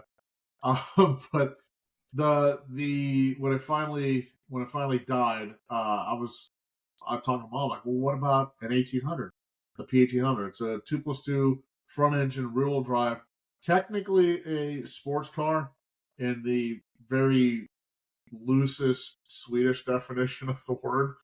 But this was the car in the original 1960s iteration of The Saint, where Roger Moore plays this guy Simon Templar. This is one of those, again, straddling the line between law and disorder. Simon Templar is what you could call chaotic good. You Yeah. know, he's a baddie. He does bad things, but he does bad things for good reasons. And all of his, he's like this master of disguise, and all of his iterations, all of his characters that he adapts to perform these missions are named after Catholic saints. Hence the title. There was a Val Kilmer movie, similarly identically titled, that came out. It was fine. But that movie, if I'm not mistaken, had one of the best fucking songs from the 90s. Wasn't it the one with Six Underground by Sneaker Pimps? Yep. That sounds familiar. If for anyone who's listening, look up that song on YouTube or whatever streaming music. That is a badass song, and that was so iconic from the 90s. And so sometimes maybe there's a mediocre movie, but it gets a good soundtrack. Yeah, and that was one of them. And here's the thing: the original show was British. It was very freaking British. You'll understand why. Aside from everybody having a terminal case of mumbly mouth, that's probably just the sound recording of the era. But here's the thing: the Saint was actually based on a series of novels. It was created by author in the 1920s. So long before it was a TV show, you had this this mythical character that helped those who were powerless, or that regular society was unable or unwilling to protect. And it's kind of like a friendly rivalry between him and the chief inspector. A little, not the same rivalry that you get between Pacino and De Niro in Heat, especially that cafe scene, which still gives me chills. But no, it was a cute show. The movie was fine. Go watch it. If nothing else, the soundtrack works. So yeah, that's my first pick. My next pick is it's going to be awesome until you hear the reason why. So my next pick is the 1965 Corvette Stingray. And that's actually from the show Stingray, which ran for a whole 23 episodes on NBC. Starred Nick Mancuso. Mancuso was just the dude. Like back in the 80s TV shows. Even now, God, I don't know if he is still alive. He's 76 years old. Even now, he just looks like a suave motherfucker that is gonna. He's like the cool uncle that's gonna slip you a beer and then go bang your mom. By the way, my brother and I still completely rip off Nick Mancuso's lines from that Brandon Lee movie, A Rapid Fire. Oh my That god, guy, yes, that's right. that guy was such a creep. He was like a mafioso in that, but he Yeah. has such good lines, and he hams it up for the camera. He is so good. So yeah, sorry to interrupt, but I got to throw that Yeah, one in he's there. got that sideways, that side smile. It's like the smirk from hell. Yes, yeah, Yeah, he's just a smooth. He's a smooth dude. yeah. So Stingray, the show, uh, the only way I can describe it is kung fu with cars. Like, if you ever watched the kung fu show with David Carradine, yet another thing that will never again be produced. So Mancuso plays this guy Ray. His trademark is this black '65 Stingray, bitchin' ass car. But he lives in SoCal, and he's like the typical shadowy background anti-hero. Like, no, you don't know anything about him. All he knows, he places ads in newspapers with a 555 number, and he's all he does is kind of wander the earth, so to speak, trying to right the wrongs. And okay, does that sound stupid? Sure, as it should sound stupid, because it kind of is. But the thing is, this is one of the times where I think TV producers started to realize that if you just turn the shots of the car into like automotive pornography, you'll hook a certain demographic of viewers that wouldn't otherwise give a damn. The 65, it's not my favorite Corvette. My favorite Corvette is the one with the L88 package. But the 65 had the pop-up headlights, which was something so cool that they had to outlaw because of how many pedestrians they killed.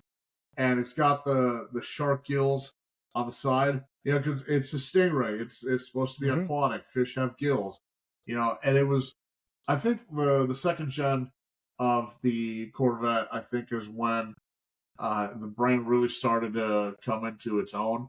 Like the original, everyone remembers the 57, yeah, but the 57 was not the original Corvette. The original Corvette was anemic as hell, and it was only at like a last ditch effort by a guy named Duntov that Chevy, that this model ended up being saved, because it was gonna get axed.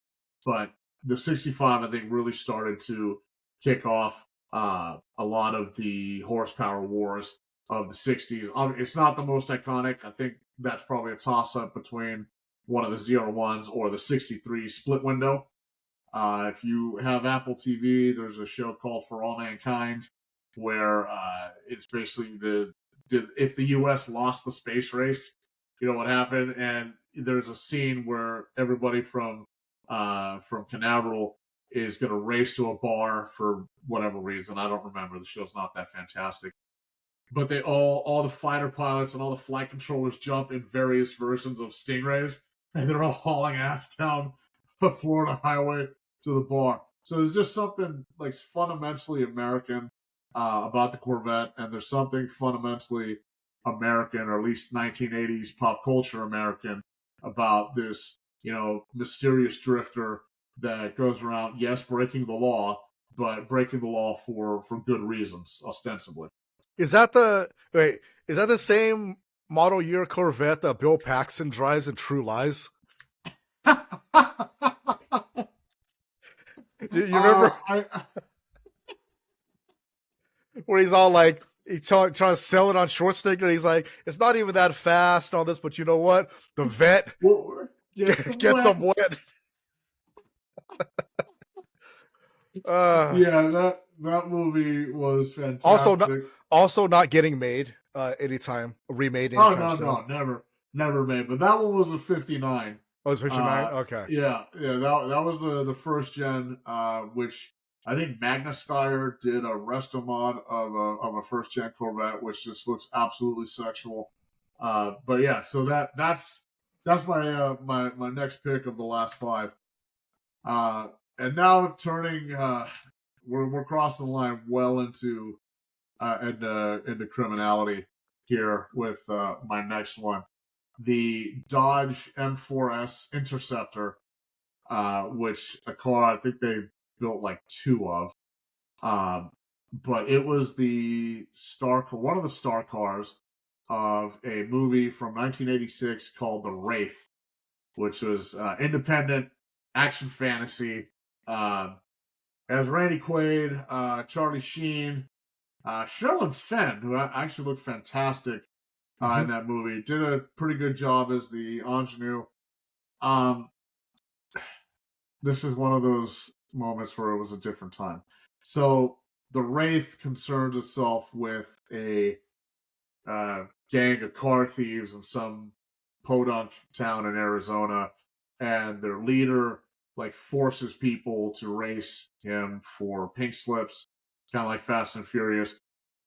Except, he cheats and he wrecks the cars or whatever, just whatever it needs to be done to win. And one day, this mysterious stranger rides in on a dirt bike. Nobody knows who he is. Immediately falls in with the gang leader's girlfriend. Because again, it's the 80s, man. Like you don't have a plot, you don't have conflict unless there's a girlfriend involved. That's just how movies work. And the story progresses, hilarity ensues. Well, the gang members are getting picked off one by one by this weird car that no one's ever seen before. It's this Dodge Interceptor. And it'll basically show up, taunt the gang member into a race and end up killing the guy. And like one of the guys like gets his eyeballs burned out. Another scene, like the Wraith car drives into the gang's hideout and explodes and like burns a dude alive. Like it's some pretty gnarly stuff. And nobody knows who this driver is. Randy Quaid is the sheriff. He's like, I'm gonna get that no good kid. Nobody can stop him. And it's just like this really intimidating car, which in real life was an inline four. Did have 440 brake horsepower though, so there's that. And of course, the big reveal that if you can't figure it out by now, you're an idiot. Is that this the teenager that was one of the teens that was originally killed by the gang member has come back for vengeance, and this mysterious stranger. Spoiler alert for a 40-year-old movie. This mysterious stranger is like the reincarnation of the teen that got killed, and the girlfriend, the gang leader's girlfriend, was actually this dead guy's girlfriend back when he was alive, and like the gang member got jealous and had him killed, whatever. But the thing is, like, this movie is just 80s as fuck, and it's one of those that, like, I hate remakes. I would demand that this movie get remade, but like play dark, like get it rated R. Have don't play it for laughs. Like it actually lean into the whole gothic horror of a ghost coming back in a supercar and murdering people. I even have like part of a cast in my mind. Like I want Alan Richson to play the gang leader, because the guy Packard Walsh in the original has a vet. So obviously, Alan Richson, if this movie ever gets made, which it probably never will, I would want him to have a vet, but like one of the later Stingrays. Well, just real quick, because you're talking about the villain in the original was played by, I believe it was Nick Cassavetes. Yeah, but we know him as Dietrich in Face Off. Yep. Women know him as the director of The Notebook. So he's had a very, very inconsistent career there, So yeah. I mean, is it inconsistent, or is it varied? Like. Well, you know what? You're right. I would actually say The Wraith was a far more romantic movie than The Notebook. I have not seen The Notebook. I kind of refuse to watch The Notebook. Not as good as people say. I heard people say it sucks. the meme from The Notebook was more enjoyable, but the Ryan Gosling keeps saying like, "What do you want?" and the girl can't say what she wants. So he's like, "What do you want?" That is far funnier than the actual movie. Not that the movie is a comedy, but it Well, was. I mean, but here's the thing, like, so okay, that's a good point. It should be noted to our viewers. Listen, I did not watch it willingly. A chick made me watch it. Okay. The things we do to hopefully get laid, right? Yeah. Yeah. Well, so I mean that's a fair point. I mean, yeah, I would want Alan Ritchson as the baddie. But reprising, I mean, you can have Charlie Sheen make a cameo. Obviously, he can't pass for a teenager anymore. But or pass a drug test. Wow, that's fair. I think that's been decades. But no, for the main character, for Charlie Sheen's character in a remake, this is going to surprise you. I would actually want Taylor Lautner. Yeah, I mean, look, I was on Team Edward. All right, I'm with you. I same. But you watch this guy's non-Twilight work, like he looks intimidating. I think he is actually a karate black belt in real life. He is legit. Yeah, like he's the real thing. You know, you like his acting, you don't like his acting. I don't give a shit. Like The Wraith was not a good movie. The remake that will never happen, no matter how much I want it to happen, will probably not be a good movie. I don't give a damn. It was like, you need someone who's intimidating, and we're like the 1980s. Charlie Sheen was fantastic in the role because he was, you know, like he was skinny. He was kind of, you know, mysterious but not really intimidating. Like, I don't think that will fly. And it was a great dynamic with him and Cassavetes, because Cassavetes was a fucking monster in this movie. But I think if you do a remake with Alan Ritchson, like, you gotta have someone in the lead that can legitimately beat ass. Yeah, which is why I thought about Taylor Lautner. The love interest, I don't know. I mean, pick one.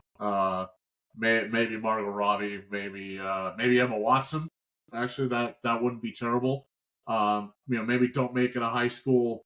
Don't make the characters high schoolers. Just make them, you know, young adults, townies that got trapped or whatever. They never got. That's the thing about the '80s. High school kids could do everything. Remember, was it Red Dawn? Yeah, high school kids. High school kids single-handedly fought off the Soviets. Right. Yeah. Are you fucking kidding me? Yeah. Exactly. And so, well, it wasn't just. It wasn't just. I get the whole point of setting characters in high school, because it's an easy thematically. It's an easy win for a story arc, right? What do all great stories require? They require character development. They require change. Well, what are you doing in high school? You are literally changing physically, academically, chronologically. It's a shoo-in, you know. But you can do the same thing with young adults and have the same arc and look at St. Elmo's Fire, right? Mm-hmm. Not high schoolers. Still a coming of age movie. So I think there's some room in there to play. Maybe Neil Moritz can produce it, and they can have a drag race in front of the train tracks. Oh lordy, yeah. And all right, so the number 4 of this set, the 1972 Ferrari Daytona Spider from the Gumball Rally. Another classic movie that gets overshadowed, but I know we talked about it. We gave that movie some love in a previous episode. Absolutely. So Gumball Rally, coast to coast race on roads. That's pretty much it. That's the entirety of the movie. But the original movie, and there've been there's been a few attempts to recreate it. Like, and that's the thing people don't understand. The Gumball was actually a real event. Mm-hmm. It happened, and it happened a few times.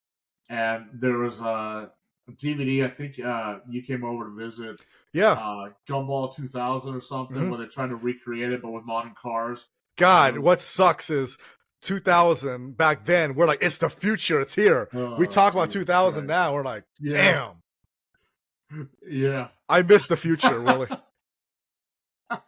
That's what I always say to people, especially the young, and it's really depressing because it's true. You never know. You never know you're in the good old days when you're in them. That's what it is. Yeah. So Gumball Rally, the movie, was based on a real life unsanctioned road race that I think they ran 5 times in the 70s, New York City to LA, or Redondo Beach, whatever. And so in the movie, Raul Julia, who was one of my favorite actors, sadly no longer with us. I jokingly said that I forcefully reclaim him from Puerto Rico and name him Cuban, because I love this guy's work. So he plays a stereotypical Italian racing driver in this movie, and this Ferrari is his weapon of choice. But of course, because it's a movie from the 70s and because stereotypes were okay, his character is easily distracted by the fairer sex, and he basically can't keep his hands to himself and he can't keep it in his pants. And that ends up costing him at the end of the movie. He's almost ready to win. And so, some guy with like giant boobs and like a really itty bitty top is like running at him and like, bouncing all over the place, and he gets distracted and forgets about the race. But there's one scene where one of his conquests he's relaxing with, because he's the Italian superstar. He doesn't need to worry. Whatever time he loses, he'll make up for on the road. And he's having a little cuddle with his conquest, and he takes the toy car and he's like driving it all over her ass. Yeah. He's good at taking those curves. Yeah, that thing hung curves better than a real Ferrari would. So no, he was such a good actor, man, and it's just sad the way he went out. He was dying, yet he's the one guy that put everything he had into making Street Fighter, that movie, fun. I only watched that movie for his lines. Like, there has to be a YouTube compilation of all the Ed Bison lines. He just hams it up. It's like, I said I wanted $5 million. What are these? Like, every Bison dollar will be worth $5 when I kidnap the queen. Or when like Ken and Ryu get away, and he looks at Sagat. He's like, "Oh, I guess you didn't see that coming." I was like, "Oh my god!" His whole speech about the loving, everyone want to be under the loving grip of the Pax Bisonica. Oh, Pax Bisonica. Oh man, yeah. He hammed it up, but I heard he did it for his kids. Right. He knew that'd be his last movie, but yeah. And that's the thing. I didn't know. I didn't get to see that in theaters. Thank God. But yeah, it's still one of my favorite movies. And the immortal scene with Chun-Li at the end where she's going off, is like, you killed my village, you killed my family, and he's like, I don't remember any of that. And she's like, how could you not remember? He's like, for you, the day Bison came into your life, because you can't be a good bad guy unless you refer to yourself in the third person all the time. That's right. He's like, well, the day Bison came into your life, it changed everything. I've given you all of this, this revenge and this motivation and purpose in life, but for me, it was Tuesday. And then Ming Na Wen, one of our greatest American Asian actresses, she played that scene so well because she had that look of shock, like so good. You don't remember? Oh man, she was so good at that too. But yeah, man, yeah. But no, Gumball Rally was good. I remember you and I watched that at Oxy when we were in college, when we weren't studying, which was all the time. What is studying? Yeah, that came later in life.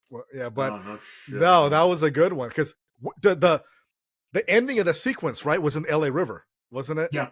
Yeah. For Yeah. those who have not seen the L.A. air quotes river, massive air quotes. Yeah, it's a trickle. You see it a lot in movies like Terminator 2 had one of the chase scenes in there. I think uh, I think Return of the Living Dead 3 had a scene in there. You see it a lot in movies because it never rains in LA, so there's never any water in the damn thing.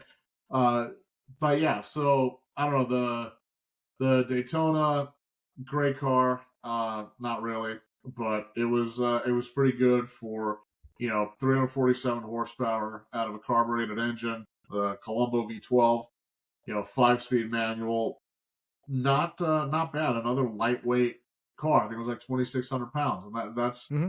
that's a theme I'm noticing here. I've accidentally, except for the Vector, uh, most of the cars I've picked seem to be lightweight, decent horsepower. But there's just something about a car like that where yeah, it's got power, but it's not a screaming monstrosity. Uh, but there's just something about something light you can flick around in the corner. You Lightweight, know, baby. lightweight. Anyway, so my last pick, actually, this is from a movie I did not expect to like. And it's the 1998 Audi S8 from the movie Ronin. Mhm. Uh, so for those who haven't seen or don't know, a Ronin is a disgraced samurai who has lost his master, needs to wander the land, basically doing banditry. So the movie Ronin was fucking awesome. It was Jean Reno, it was De Niro, a couple other people. They play basically disgraced spies, and they're gathered together. It's the very proverbial, gathered together for one last job kind of thing. And Natasha McElhone is the I don't think she's the baddie, but she's like their contact, and they all meet in France, and to do spy stuff, right? The literal case handcuffed to the wrist is their objective, and De Niro is like the reluctant anti-hero. He's obviously the American character. But he tells the driver, the wheelman, or no, sorry, the Jean Reno is the getter, and the wheelman tells him like, I need something fast that can move, an Audi S8, and Jean Reno is like, I'll have it for you this afternoon. And this car was fantastic. Some absolutely wonderful stunt work in the Yes. movie. They filmed on location for most of Uh-huh. it, so Yep. it's like, yeah, they are literally ripping the shit out of French streets for this movie. Um, but I liked it because it was it was realistic enough. Like if you look, if you open up with machine gun fire on public roads, it's not going to go as well for you as it does for these characters. Like in real life, especially the French law enforcement agencies, they really don't have any patience for that shit. But again, it was God, late '90s movies, right? Yeah, it was '98 or so when this came out, and Hmm. there's just something about the S8 that's absolute sleeper. Some the D3 version actually came with a Lamborghini V10, and there's something nice about a high performance sedan that doesn't look like it'll beat your ass up and down the road, Right. but it absolutely freaking will. So like the original was a 4.2 liter V8, 340 PS, so 335 horsepower. You know, 0 to 60, 6.2. That's not terrible, Which for the but it's time also though, yeah, but it's also a 3,800 pound car. yeah. Like that's not bad, and it's Yeah. fully appointed with leather and all the fancy luxury shit that people like. Well, I think, Uh, but if you think about it though, that car, because it had a distinctively European feel. yeah. The movie, I mean, the movie, which is Oh yeah. interesting because I was directed by John Frankenheimer, who Yep.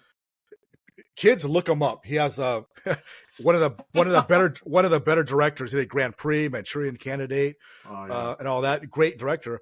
But that movie, I think, set the tone actually for movies like the Jason Statham series, Transporter, where the way you just described that car is how you would describe the cars that Statham drove in that, were understated, usually sedans. You know, some had insane power and all that, but that wasn't the point. That wasn't the selling point. It could blend in, and it's what you would expect a professional driver to be driving on a city street. Yeah. I mean, a Transporter, the first one, I think he's driving a 735. Right. Like, that engine seems a little small for a boat like that, but whatever. It's a movie. Who gives a shit? But yeah, there's the S8. I think, at least in Ronin, was like the German answer to Bond's Aston Martin. Yeah. Yeah. It was subtle. It was refined. It could absolutely still kick your ass though. So that's my list. That's a good choice though. Go fuck your own face. But by the way, for people who are watching right now after this episode, go on YouTube, look up the scene that Willie is referencing, because that chase sequence is online. And I didn't know that. And no CGI, none of that bullshit. Right, just real stunt precision driving, which doesn't get appreciated enough. So no, that's a good list. So my final five, they don't really have anything in common except for like a couple of them, but I would say one that is sentimental with me is it's from the Fast and the Furious, the first one, because I know you did the Charger, but I think a lot of times the other car people always point to in that one is the 95 Mitsubishi Eclipse GST. Now, as you know, I had a 97 Eclipse GSX, so I had the all-wheel drive version, which, if you guys remember, there's that cringy moment when Paul Walker races in the first and the torque steer kind of, where, you know, he punches it and a car kind of does one of those. Yeah, that was realistic. Did you have it is very, very realistic. Now, I wouldn't have had that problem in a GSX, but, you know, they chose a GST for the movie, but visually they look the same. The GSXs and the GSTs look the same. They just drive different. But anyway, that movie had an iconic look. I mean, look what it did for Blitz body kits, right? Which first of all is a great looking body kit, but the Eclipse never needed body aero. It looked beautiful as it was, in my opinion. But that Blitz body kit for that car spawned so many copycats, because so many other companies started doing like that design with the two kind of raked, on the outside. Yeah, it looked like little ears, including the big mouth. Yeah, they started doing all that, man. And but I always point to that car. And the second time people cringe in that is when the director fucking blows it up. Yeah. In the DVD commentary, he even says that his own kids were angry at him for that one. Now, contrary to what that movie taught us, your intake manifold is not actually linked to the washers in your the floorboards of your car, and just because danger to the manifold. That's right. And just because your car blows up and your car is green will not produce green flames. But never mind that. It was a very, like I said, iconic car and distinctively American, because I know we covered this in a previous episode, but I'll repeat it anyway, because I got to give Americans credit. You couldn't buy that outside North America. Right. As we established early, Japan had the Mitsubishi FTO, and we had the Eclipse. And I think there's a little bit of romanticizing, because I do want an FTO because I couldn't have it. But the reality is, I actually think the Eclipse was a superior car, just in terms of performance, because of its pedigree. It had Mitsubishi Evolution DNA in it. So I got to be honest, am I biased? Yeah, because I owned one. But the Eclipses were freaking amazing to drive if you had like the 4G63 engine. Was the turbo kind of small? Yeah, but I also didn't get turbo lag. But you could always upgrade it with little tricks here and there. And that's unfortunately a car that I think a lot of the owners either wrecked them or you just couldn't really find them anymore. And if you did, it's always like the 2.4 liter piece of shit engine and all that. But anyone who's got a GST or a GSX, if you still have it, I'm pretty sure it's in great shape. That's not something you let just fall by the wayside. It's either in great shape or it's already like crushed into a cube in a junkyard somewhere. There's nothing in between, and so I gotta go with that one. It was iconic. It had that awesome introduction at Dodger Stadium. Where he shifts it like 8 times. Yeah. That was a limited edition with the 16-speed transmission. Correct. Yes. I just gotta go on record here. I hated when that car exploded, but I hated why we were told that it was exploded. Like, so nitrous bottles are pressurized gas. If you heat them up, you will get what's called explosive decompression. That's not the same as an explosion. So if you go on literally any site on the internet, I'm on the National Library of Medicine. Nitrous oxide is an odorless, colorless, non-flammable gas. It makes your engine produce more power because you're tricking the sensors into reading higher oxygen levels to spray in more fuel. Nitrous is not flammable. Well, they double down on that in Fast and the Furious Mexico, where part 4. Right? Yeah. I don't even know what numbers there. I just go by what country they took place, and that's why the one after that was just Fast and Furious. And then there was followed by Fast and the Furious Brazil and the Fast and the Furious Abu Dhabi. Yeah, I was going to say Fast and Furious most of Europe. Yeah, exactly. With the 17,000 mile long runway. Correct. So fast forward, the bad guy actually does do something that I think gives him cred in terms of being a psycho, where Vin Diesel, like, only pussies run nitro meth. Running nitromethane in a car can be extremely dangerous, especially since nitro flames can be, depending on the lighting conditions, extremely hard to see. So just keep that in mind. I was like, you know what, that's stupid, but it fits the character, so I'm gonna let it slide. Yeah. Not the craziest thing that's ever been seen in a Fast and the Furious movie, but yeah. No, by far. I think Too Fast, Too Furious with the whatever the hell, the Louis Vuitton paint job, or going into space, but yeah. Oh, God. Only a matter of time, man. I used to joke that they've conquered land, but they haven't done sea, air, and space, and then they did. Well, I think Fast 11, Momoa is going to get retconned into being Aquaman again. By the way, you're a rocket guy, so I gotta love, by the way, when they go to space and Ludacris is able to steer on a 3-dimensional plane with a steering wheel. That's amazing to me. That's great. Yeah. Oh my God. So there is something called conservation of angular momentum. If you're in a microgravity environment, turning something one way can make the entire spacecraft turn the other. But it's not to that degree. You cannot drive in space. Like, what the fuck? Yeah. I don't know. I just didn't know what to say to that when I was in the theater, and sadly I watched it, but whatever. No, but you sent me that video of the conspiracy theory. Oh, all the characters actually died in like part 5, and everything. Yeah. Like their fever dream or their afterlife or some shit. Let's just go with that. Yeah. No, I'm that's how I view it. That's what happened. It's all Toretto's comatose fever dream. But, yeah. But I mean, here's the thing. I'm just pissed off. Why are they making a part 11? They could have ended it with part 10 by A, making it good, because it seriously took me like 3 weeks to watch that fucking movie. And B, the perfect tagline that they didn't use: Fast 10, your seatbelts. Like, the shit writes itself. Yeah.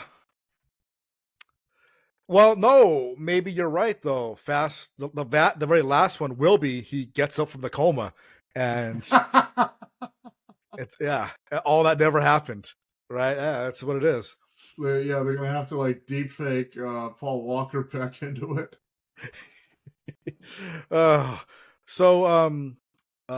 No, they don't. They just like because sometimes if you're in a coma, your memory messes with you, and he looks different in real life. Just do that, But so my next two are technically spiritually related, so I'm just gonna present them together. One is the 1986 Ferrari Testarossa. The second is a 2004 Ferrari F430. Now, the connective tissue being Miami Vice. So they're both driven by Sonny Crockett, different actors. Yeah. So the first one, the Ferrari Testarossa, was a replacement because I want to say the first 2 seasons, I think it was, producers couldn't get an actual Ferrari, so they just had a Corvette with a kit on it to make it a Ferrari Daytona. But of course, Ferrari wasn't thrilled about that, and so they contributed a couple white Ferrari Testarossas, and then that to let the original go out with a bang, they literally blew it up on the show. But that's the one where the original one was more iconic because it was, it's the pilot episode where Crockett and Tubbs are driving out and to like this showdown, but to the entirety of Phil Collins in the air tonight, right? But it was shot like a music video, and that's what really, really made that show iconic in the 80s. Was the soundtrack was so distinctively 80s. That's why the whole show got made, because I can't remember if it was Anthony Yerkovic or Michael Mann that went to pitch it. They just wrote on a piece of paper MTV Cops, and that was like sold. That was it. And so they sold that perfectly. Yeah, and it was iconic because of the way the guys dressed, with the cars and all that. And then in the 2004 remake, which, look, it wasn't great, but it had Gong Li, and she was one of my childhood crushes, and she still looked good in that movie. But it had it was one of the first movies, mainstream movies, that used digital cameras. Mm-hmm. That's why all the nighttime shots sucked. But it had the Ferrari 430, which, correct me if I'm wrong, but that was the sequel to the Ferrari 360 Modena, right? I believe so. I mean, both cars look good, but the 430 I just always felt had a more refined look to it. I love the 430. It looked beautiful. And you know what? They made it in gray. I want to say in the Colin Farrell version when he played Sonny Crockett, which was a good choice. I thought I don't think you can go wrong getting your car in gray. But it was badass. It really, really fit the character of Sonny Crockett, whether you watch the 80s show or the early 2000s movie. And so, because he's playing undercover, he's an undercover cop playing a drug dealer. So he needs a flashy car. And I thought captured it really, really well. And so for those two, I got to go with Ferrari. Ferrari, I know we've covered it in a previous episode where we're like, Ferrari owns Lamborghini when it comes to movie and show cars. Oh, absolutely. Right? They own it. And so even if you're a Lamborghini fan, you got to admit, Lamborghini does not do a great job of getting their cars into movies. Ferrari does an exceptional job of it. And so something about it, though. Like, I think the Ferraris are a lot softer in terms of contours. You can play a lot more with it lighting-wise. Yeah, I mean, the only time I remember a Lambo being iconic was in The Dark Knight, right? Mm-hmm. Wasn't it? Was it the Murcielago? The Murcielago. It was the restaurant scene, right, where he drives up and the two girls are sitting in each other's laps on the passenger seat. Oh, that was Batman Begins. I'm talking about when he runs it in front of that truck that tries to kill that that lawyer, but he has to pretend he did it by accident. Yeah. And so, because you're right. There was that one too. Yeah. So, but other than that, I can't think of Lambos as a hero car or anything like that, or anything that wasn't just in the background. Yeah. Well, that's that. And yes, I looked it up here. It is the Murcielago, or if you're American, Murcielago. If you're Spanish, you just lisp like you should. But okay, so absolutely pointless factoid about the Miami Vice movie. There is a song on the, I assume it's on the soundtrack, because it's in the movie.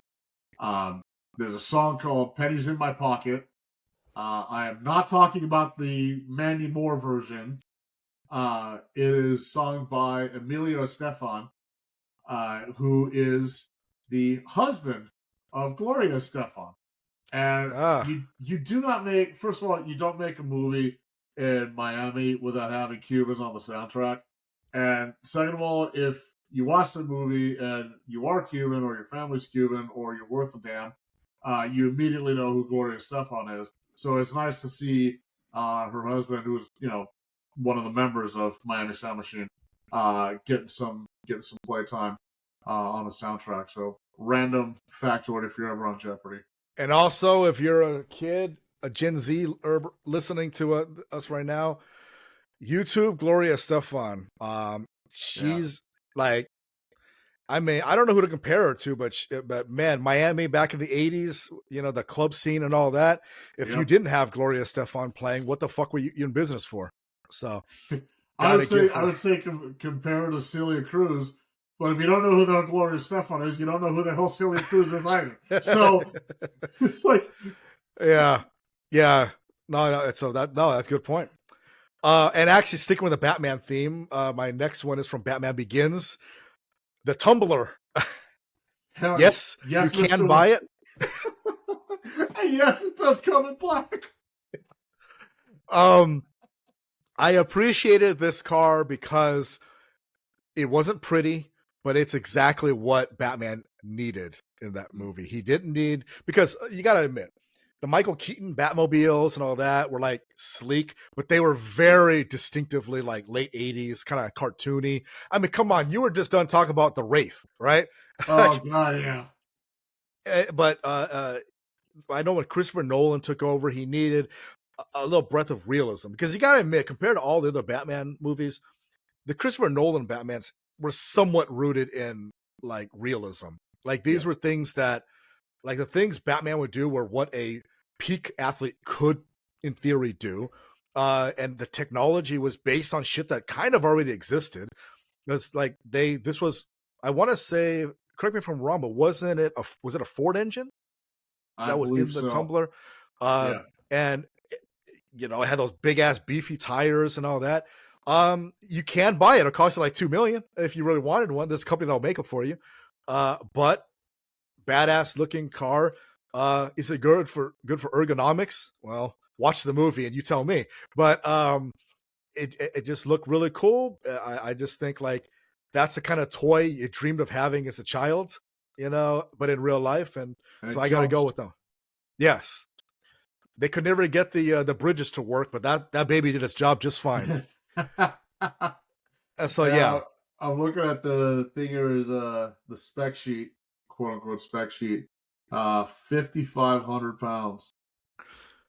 It could go on a diet. No, fuck that. I want it to be heavier. I want it to be like something called a Night Conquest, which is like super protection vehicle. Like if I get a Tumbler, I want it rated for tank mines. You want it rated for war. Hell yeah. Yeah, so that is a badass vehicle. And as The Dark Knight Rises shows, yes, you can get it in a camo as well. But and then I don't recognize that movie. And so my last pick would be the complete opposite of the Tumbler, which is a brutish car. I'm going to go with a very, very pretty car because unlike you, I love Aston Martins. Going to the 2007 Aston Martin DBS from Casino Royale, which in my opinion was the best James Bond movie. I know people are divided over which is the best one. I didn't think I'd like that movie as much, but I love that movie for so many reasons. You like it more than Thunderball? It was close. Like I like GoldenEye a lot too. Shit, right? But like the Aston Martin DBS, in my opinion, was the second most beautiful thing in that movie. Eva Green was the first. I don't care. People can fight. Listen, people can fight me on this one, but her character Vesper Lynd to me is the perfect woman. I mean, if I've ever been a woman like Vesper Lynd in my life, I'd die a happy ex-husband. But I didn't say I'd be the. I said she's the perfect woman. I didn't say I'd be the perfect guy. I'm man enough to admit that. But that Aston Martin was so fucking sleek. It was such a gorgeous car, and it was so distinctively Bond. And I think because I know in prior conversations you and I have had, I've told you like Omega was so freaking smart in attaching itself to Bond when it was Pierce Brosnan, and they stuck with Bond since then, right? That's why nobody remembers Rolex was the original Bond supplier with Dr. No.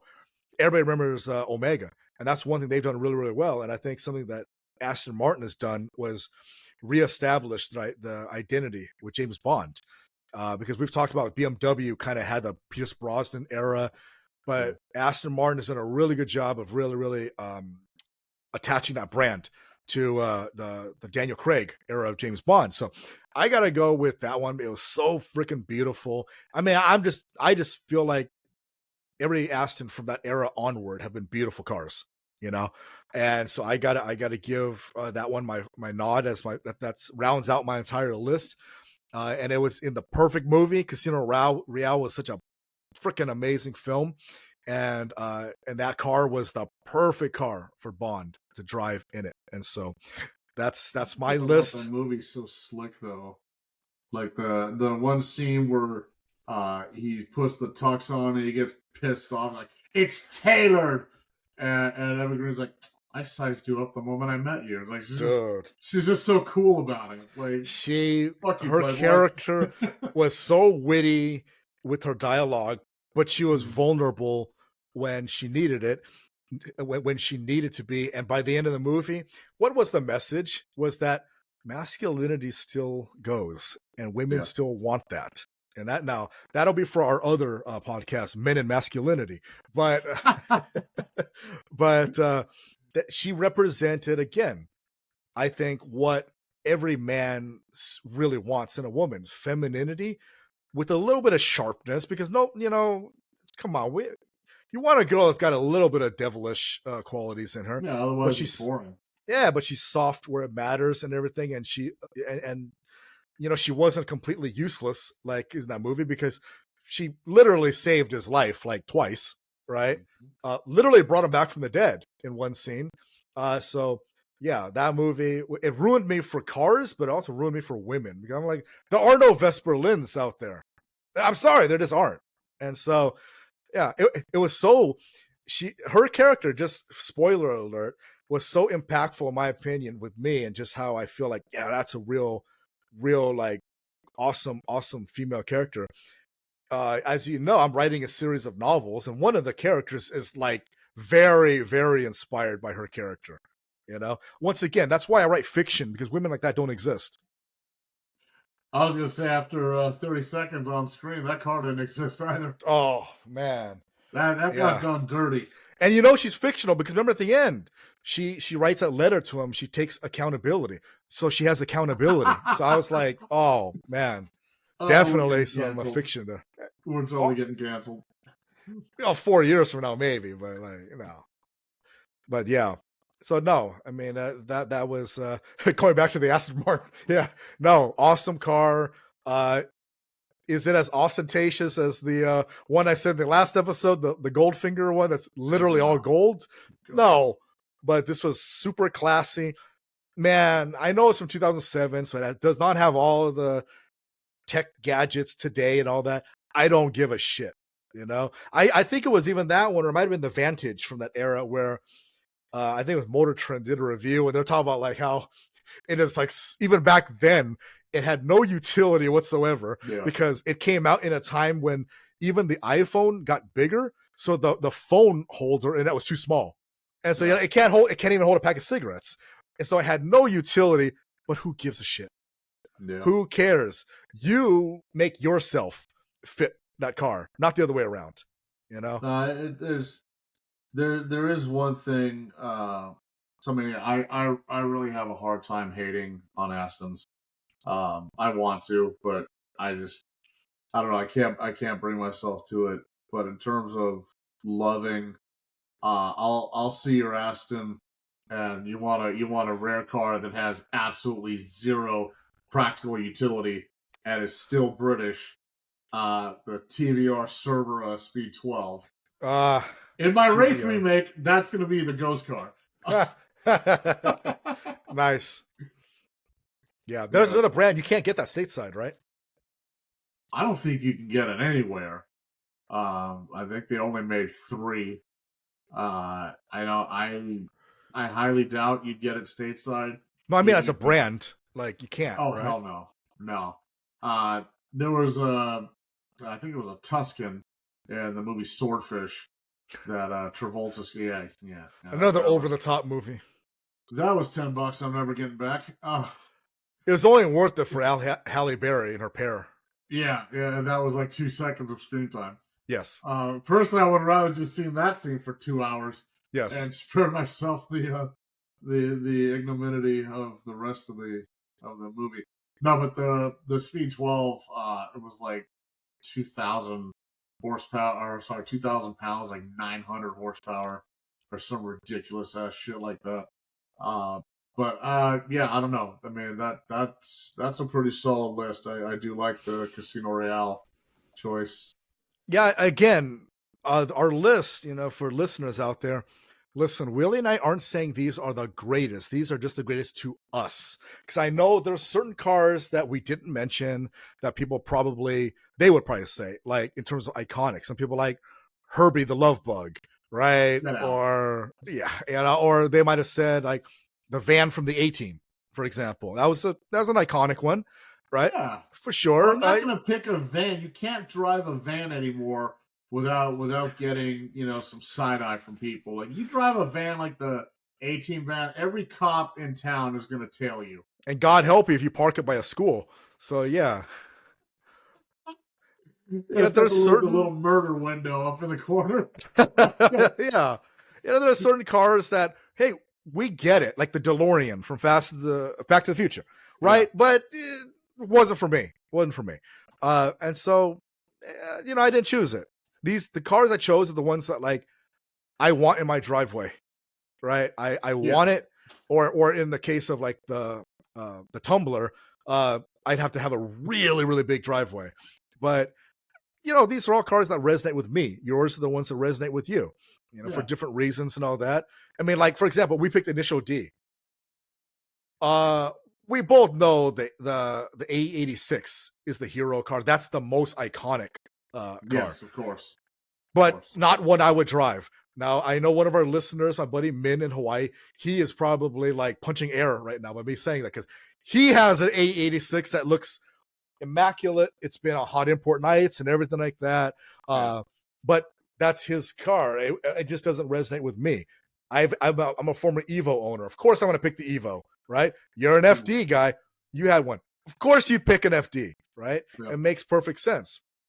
If we had Honda guys, they probably would have picked one of the Hondas with the B engines, right? But it's what resonates with us. And so, and we've always said, right, the whole reason for our podcast is to talk about our love of cars, but we also hope that it inspires younger people. Or if you're not younger and you were into cars and you're suddenly like, you know what, I'm having a midlife crisis, go buy that car, but buy one that resonates with you. Don't buy one because you think it'll get the girls, right? Yeah. Get one for yourself, something you really want. Even if it's like a car you think people might laugh at you about, or maybe one that you really wanted when you were 20, but you couldn't justify it because maybe you're starting your career. Get it now if you can afford it. If you're doing really well in life, shit, get some of that. Because listen, I do therapy mostly with men, and some of them that get to be their late 30s or 40s, they start to go through this existential crisis. And I often find that it's the result of like unfinished business from their younger days. Something happened. And sometimes, it might be something like cars or this idea that I didn't get to live out like certain parts of my life. And some of those needs are met by taking a car on the track, for example, right? Because yes, when you get older, you're a little old to be doing street takeovers and shit, but you're definitely not too old to be going to Button Willow, Fontana Speedway, right? Willow Springs, whatever, And I like to think that at this point in your life, if you're even considering taking up cars as a hobby again, it means you've got the money to handle Yeah. it, which means you got the money to go to a track. You can buy a helmet. You can get some fucking racing shoes or something, right? You can do that. You could get a harness on your car. I like to think that. So I would encourage that. So you're saying if you have a midlife crisis, buy a car that resonates with you. So we should all go out and buy a 1970 Firebird like Kevin Spacey in American Beauty. I don't think we should do anything like Kevin Spacey. Jesus! Let's pick someone else. It's like him, Diddy. Let's not go with that. Let's just say the '67 Camaro from Better Off Dead. Let's go there. Yeah. No, but no, I think you and I, man. Sometimes we talk about like just like I know I've discussed like I love my Beamer. I'm not trading it in anytime soon. I like it. It's fast. It's convenient. It's a very comfortable ride. I don't mind driving that for like hundreds of miles and never stopping. Sure. It's all good. But there's always going to be a part of me that misses like the unrefined nature of my 97 Eclipse, right? Mm-hmm. Like, would I drive it today? No, because I look like a fucking man-child, right? Getting out of that thing. Plus, my back and knees could never. Were not the best. I would need getting out of that. I would need like that Batman grappling hook just to pull myself out of it. It was so low to the ground. And it was low stock, by the way. Yeah. It was low stock. But no, I miss that visceral feeling, that unrefined feeling where my Beamer is going to save bad driving. I could drive poorly and it'll be okay. It'll save me, right? That Eclipse wasn't going to save you from bad driving. In fact, the only thing that saved you and I from going to hell was that there was an extra couple feet of road that prevented us from careening off rim of the world. But that's a story for another time. But anyway, no, we missed that. I missed that, right? Like these modern cars, phenomenal. We've talked about how fast they shift, right? Look, man, I thought I was fast with my shifting, but I'm not faster than a dual clutch. Like I'm not faster than like the transmission in like a BMW M4 competition. I can pretend I am, but I'm not, right? But does that, for all the performance it gives you, I think you and I will agree the thing it takes away from us is that control as a driver. Putting in the clutch. And again, you referenced it in a prior episode, the Drift Bible, something that all you kids should freaking go by the way. All those drifting techniques, power over and all that, braking, all those different things are like 5 ways of doing the same thing. That's what we're talking about. Control of your vehicle. Is it going to win you races? Maybe not, but you're going to feel pretty cool. Well, if you can't control your vehicle, you're certainly going to lose races. No, I mean, it's just, like the control that like these modern cars take away from you. I guess it's just technology, right? Like phones today, they do everything. And then you're like, oh shit. Oh yeah, that's right. They also make phone calls. You wouldn't know. I wouldn't know. I was like, I don't want to call anybody. Yeah, you wouldn't know because everyone's just like, just text me. But yeah, I mean, somewhere in there, these cars are supposed to, bring you to life. And so, again, for people who don't get it, why are you watching us? Did you accidentally think that this was one of the episodes where we're like, I talk about mental health? That's, that's every other week, right? But yeah, no, but for men, I do actually think that cars could be a strategy they use to really combat any feelings of depression, anxiety, because anxiety in particular is about lack of control. Just focus. If you're into driving, what does the car give you? It gives you absolute control. Okay. Now you can't control shitty drivers around you, that's for sure. But that's why I advocate for, like, if you do it in a controlled environment, like a racetrack, things like that.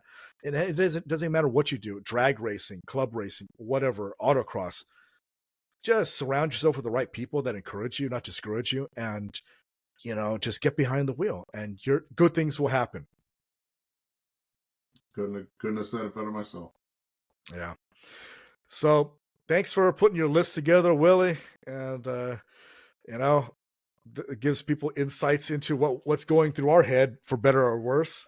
And, for our viewers, hey, listen, you got stuff you want to cover with us, we can bring it up. I know one of our viewers, my good buddy Min, something he asked us to cover in a future episode is what's the term, like planned obsolescence? How some companies create parts they know will wear out, and I know that's something that infuriates him. And Willie, you as an engineer probably got some opinions about that as well. So maybe we could cover absolutely. I think that would be a good topic for a future show. Yeah. So, all right, guys, thanks for tuning in. And Willie, I'll catch you next time. And for our listeners, hey, keep motoring, folks. Keep the rubber side down. Peace.